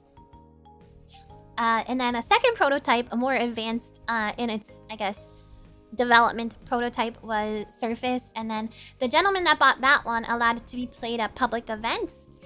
So they didn't keep it totally to themselves. And then in 2022, a French developer got possession of the ROM, and then they worked with some people to make it playable. And then it was released physically and digitally by PC Engine Works. So, it's a shmup, which we haven't seen yet today. We haven't seen a game in this genre yet today. Again, I love shmups. Another one of my favorite genres. To play, I wouldn't say that I know a ton about shmups, or that I played a large amount of them, but when I do play them, I really, really like them. It was not finished back in the 90s when development started, right? Precisely. It looks very vibrant and colorful. It looks really, really cool. And the gameplay and the balancing of the game was overhauled when it was re-released. So they actually finished completed work on the game entirely. The people who got their hands on it. Since it was, you know, it was in magazines and stuff at the time, people knew about this game. So it was kind of like one of those unattainable, I guess we could say, games over the years for PC Engine. And they actually brought it to a state where it was able to be released, and they improved upon it a lot. Super, super cool. And I tried to find other examples of games that were released in this fashion. But I couldn't find any other examples of like abandoned prototypes that were later acquired by someone else and made playable. I'm not aware of any. Do you guys know any? The thing in the YouTube preview thumbnail looks super smooth. Trying to think about what I put in a thumbnail. I put Circus Convoy. I put like an Indiana Jones one. That one we're not. I didn't end up talking about because there wasn't really enough to talk about with it. That is a vinyl, you see, yes. And then what was the third one? Oh, that was Paprium. Magic Castle for PS1. Duke Nukem Forever E3 demo of 2001 is fully playable now. Ah, okay. But I wonder, Duke Nukem Forever, that seems like something that the company themselves would release. I wonder if there's any that were taken by a third party like this one and, you know, brought to a state where it was able to be released. I don't know. I want to look more into that. But anyway, the digital download of this game is free. Like a lot of these games, a similar circumstance, which is very cool of the developers, and it's kind of a common payment model for these indie homebrew games, which I really, really like. But you can also get the digital version to play, a physical version to play on PC Engine. Wait, Tetris? Wait, why Tetris is still... Oh, I see what you mean, because it was originally some guy and then Nintendo. Yeah, the history of Tetris is very, very interesting, actually. Porting Skyroads to the Dreamcast line. I don't think Skyroads needs to be ported. It's already like the perfect game. So you can get it to actually play on PC Engine. You can get the Hue card, as it's called, and I was afraid to put in my notes because I was afraid I would say it wrong. But there are 3 different regular editions with they come in big box and they have slightly different box art. And they include the card that you use in your PC Engine, but there's also a premium version that includes so much. You can see it in this picture in the corner here. So it includes like a vinyl soundtrack. It includes a metal game card for some reason. There's high quality prints of ads for the game that were from the 90s, and then some additional prints with art from you know, contemporarily made from new artists. included as well. Crazy amount of extras in the premium version. This is the it was made for the 35th anniversary of the PC Engine, this premium version. So lots and lots and lots of goodies and care went into the release. Duke Nukem Forever 2001 was finished. Third party, the actual game came out. That was completely different. I think this one is similar to what the original game would have. They just finished it and overhauled some of the mechanics. So yeah, let's watch some of the gameplay. And then this is the last game for today. Thank God for my poor throat. For my poor throat. There's a lot of other games that are made in this style, but these were I found these ones to be the most interesting from like a development standpoint and genre speaking, you know. So I hope it was interesting for you guys and you guys learned something too. But let's watch gameplay of Dino Force. Sadly, I don't think there's any dinosaurs involved. Thank you for the throat pats and the head pats. Thank you guys.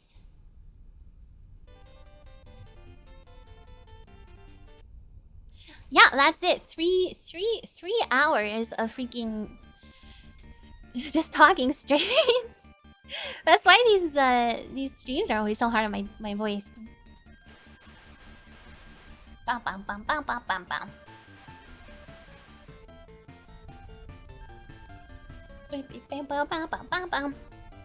I love the history behind this one in particular because it's just people who are like passionate about PC Engine just got together and we're like, let's like release this game that was never released.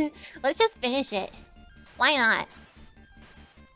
Good job, thank you. It's been lots of fun and educational. Thank you. A Gradius like R-Type, yeah, similar.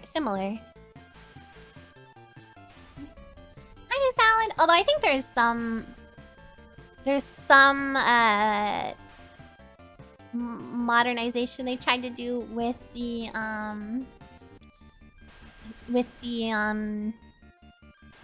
not modernization, optimization maybe. Some unique stuff that they tried to do with the shooting system, as you can see. Not as many dinosaurs as I hope. There's 0 dinosaurs. It's so upsetting. But the freaking look at all the goodies. I would get it just for the goodies, you know. I'm a sucker for goodies. Does it require any expansion hardware? No. This one just goes.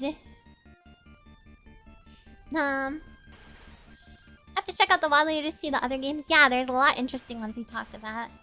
We can tell you go for another 3 hours if you could. I totally would. But you know, it's a lot. Star Wars flavors. Yeah, I know it's messed up. No dinos. The real dinosaurs are the friends we made along the way, but only if they're dinosaurs. Like, we only have the bones. Maybe dinosaurs looked like that with flesh covering them, like spaceships. Well, I think they have feathers, right? Check out with CDI out here. Why should be rested? It's the same Ami. Wow, the boss looks super cool.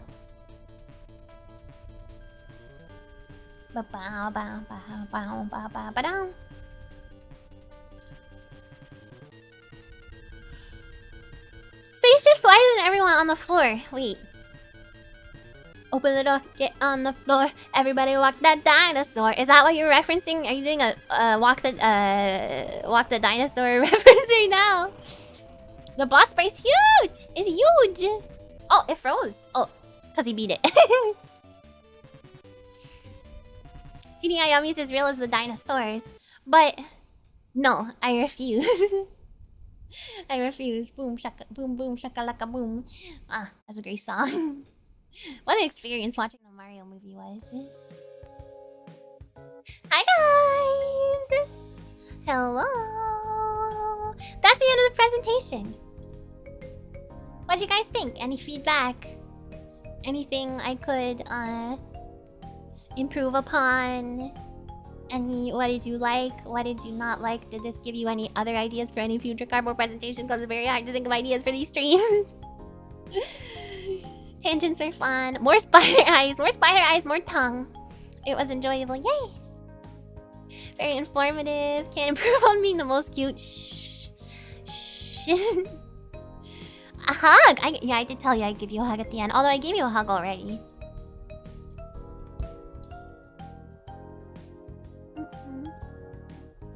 I'll give you another, because you deserve it. go play some of these games because some of the developers were nice enough to make a lot of these available for free. Specifically the what was it? The Mallard, Sam Mallard. Also,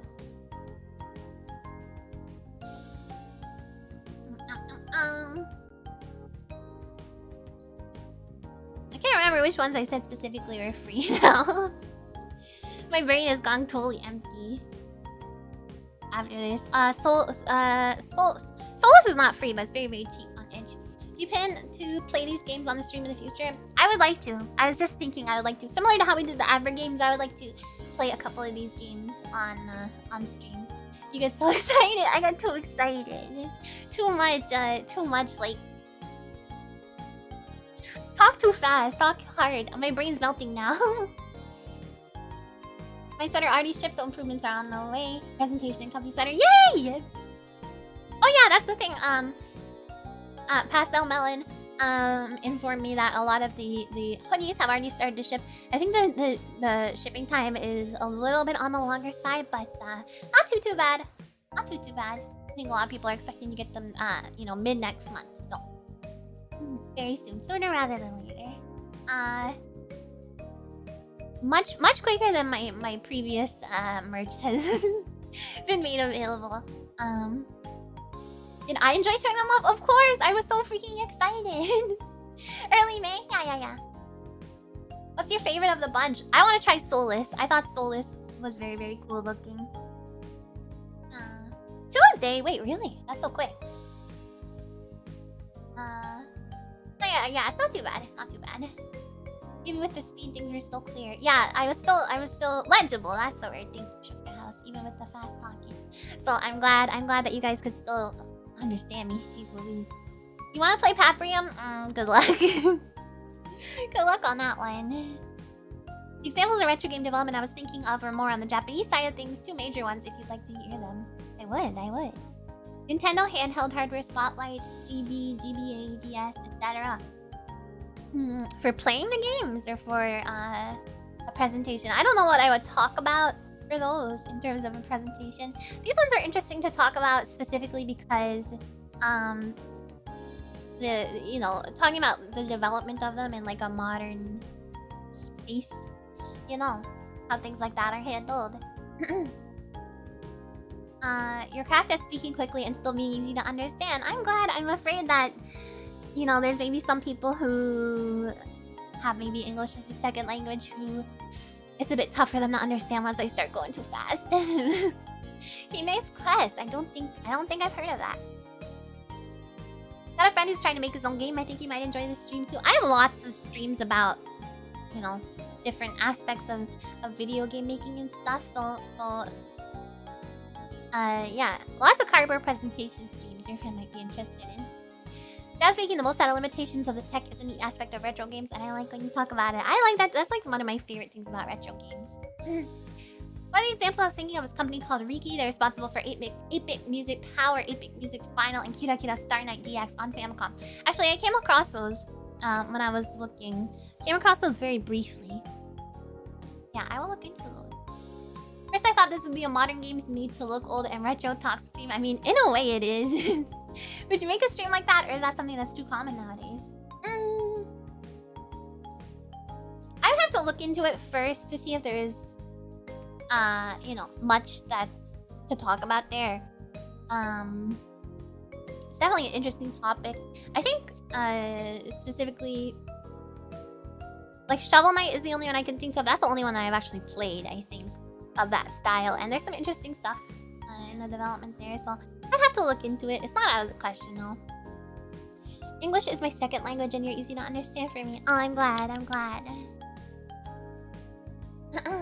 Limited Run Games did a distribution of the entire Riki collection as it turns out. Cool! A lot of those games are pretty popular already. Yeah, I mean, some of them... I'm thinking of now of, like, I guess, like, Celeste as an example. Where it has, like, a kind of interesting history, having originally been on Pico 8. Blasphemous is retro style, but very gory. Faith takes inspiration from Atari era. Oh, that's cool. Oh, there's also retro revivals like Streets of Rage 4 or Double Dragon 4. Now that would be interesting just to play, you know, to try and play. Faith Unholy Trinity horror game with very retro style graphics. How many of these games are you gonna buy straight up? Okay, so I'm going to buy the I feel like part of me feels like I can't not buy the VIC-21, but I'll never play it. But I'm definitely gonna buy the physical one. Micro Mages. In terms of the physical ones, Micro Mages might be the only one actually. But as far as all the digital releases, I would like to play all of these. All of them. I offered a suggestion to present, but I didn't see it was for old consoles. Yeah, sorry, the name of it on the schedule is a little bit confusing. Yeah. Cardboard stream of video games that were turned into board. Ooh, that is a good one. That is interesting. Can you send that to my sheet? You guys, if you have any suggestions, just send it to my suggestion form, okay? Or else I will forget. Second retro game dev example I was thinking of is a company known as Ancient Corp. It's Yuzo Koshiro's own company, founded by himself, his mother, his sister. Oh, that's so precious. I'm not gonna get Battle Kid. I mean, I've tried playing Battle Kid before. It's not, you know, not for me. My VIC-20. I know. I need to try launching it, starting it up again. I've been involved with a bunch of games since then. Ancient is currently working on an unnamed shmup for the Sega Mega Drive Genesis. Ooh. Like every video game except Minecraft. I played Minecraft before in my life. Humorous Quest is a homebrew game made for Game Boy Color. It plays like Zelda, only you play as Crunchyroll. Oh, it's like, oh, I understand. Instead of that, you should play Amiya Quest. Thank you, Jason, for posting the link. Yeah, there's Nightbot with my suggestion form. You do a presentation about non-game games, everything ranging from music creation, apps, painting programs, and even light program environments. I thought of that before as well. There's definitely enough material for that. Do a Nintendo Labo. Wait, do a Nintendo Labo? How do I do that? Ancient Corp handled Sonic 1 and 2 for Master System plus the new... Oh! I see. Suggestions for anything or for new games on old consoles specifically? Well, the suggestions for that are over now because I did the presentation. But if you have suggestions for future games you want to see me play, music you want me to listen to, games, you know, cover presentations, stream topics, feel free to send those to my forum. For anything. Love you guys too. Thank you guys for sticking with me for so long today. I know it was a pretty long presentation, but I hope it was interesting enough to keep you guys engaged for the full time. I'm going to head off now. I'm going to have dumplings tonight. I'm very excited for my dumplings. So I'm gonna head off and get those on the go, and I'm gonna rest my voice for the rest of the night. I actually feel okay right now, but it's a little bit of a double whammy with the throat troubles I was having yesterday after I inhaled a bunch of my saliva. Miss Aranha makes learning fun, and her substitute is a fine lady. Aww, thank you. I'm glad you guys enjoy me. You know, I don't see you guys as much, you know, sometimes. But you know, you guys are pretty dang cool students. No Morrowind Monkey. I mean, there's still possibility for it this week. Yeah, still possibility. But maybe not today, since my throat is screaming at me a little bit. Can you be our normal teacher? No! You love your normal teacher. I'm leaving. Okay, you guys. Thank you so much for coming today. Thank you for giving me your attention and being interested in the stuff I'm interested in and being excited when I'm excited. I appreciate it so much. And I had a really nice time explaining stuff to you today. I got overexcited, but that's okay. Thank you so much. Thank you to all of my regulars and irregulars and everyone who came for the first time. I appreciate you giving me a chance, and I hope you liked what you saw. I do pretty much exclusively retro related content, so if that's what you came here for, then you're in luck with me in general. I will do the rest of my waiting rooms tonight, by the way. sorry for not having done that before now. Thank you so much to all of the VOD watchers and VOD commenters and all the chatters and all the lurkers as well. And thank you so much to all of my Dreamweavers, Buckles, Spiderlings, and everybody who donated and renewed their memberships today. I appreciate you guys. And I will see you tomorrow at the same spider time, at same spider place. I believe tomorrow's Thursday. What are we doing tomorrow? We're playing the Dig, I believe, tomorrow. So that would be fun. New game, new game. Yeah, the Dig. Point and click adventure. LucasArts, Steven Spielberg. All that good stuff. So I will have the rest of the waiting rooms up very soon. And I appreciate you guys hanging out with me today. I will definitely enjoy the dumplings. Thank you guys so much. Otsukare-san-miya. Oyasumiya. Bye bye.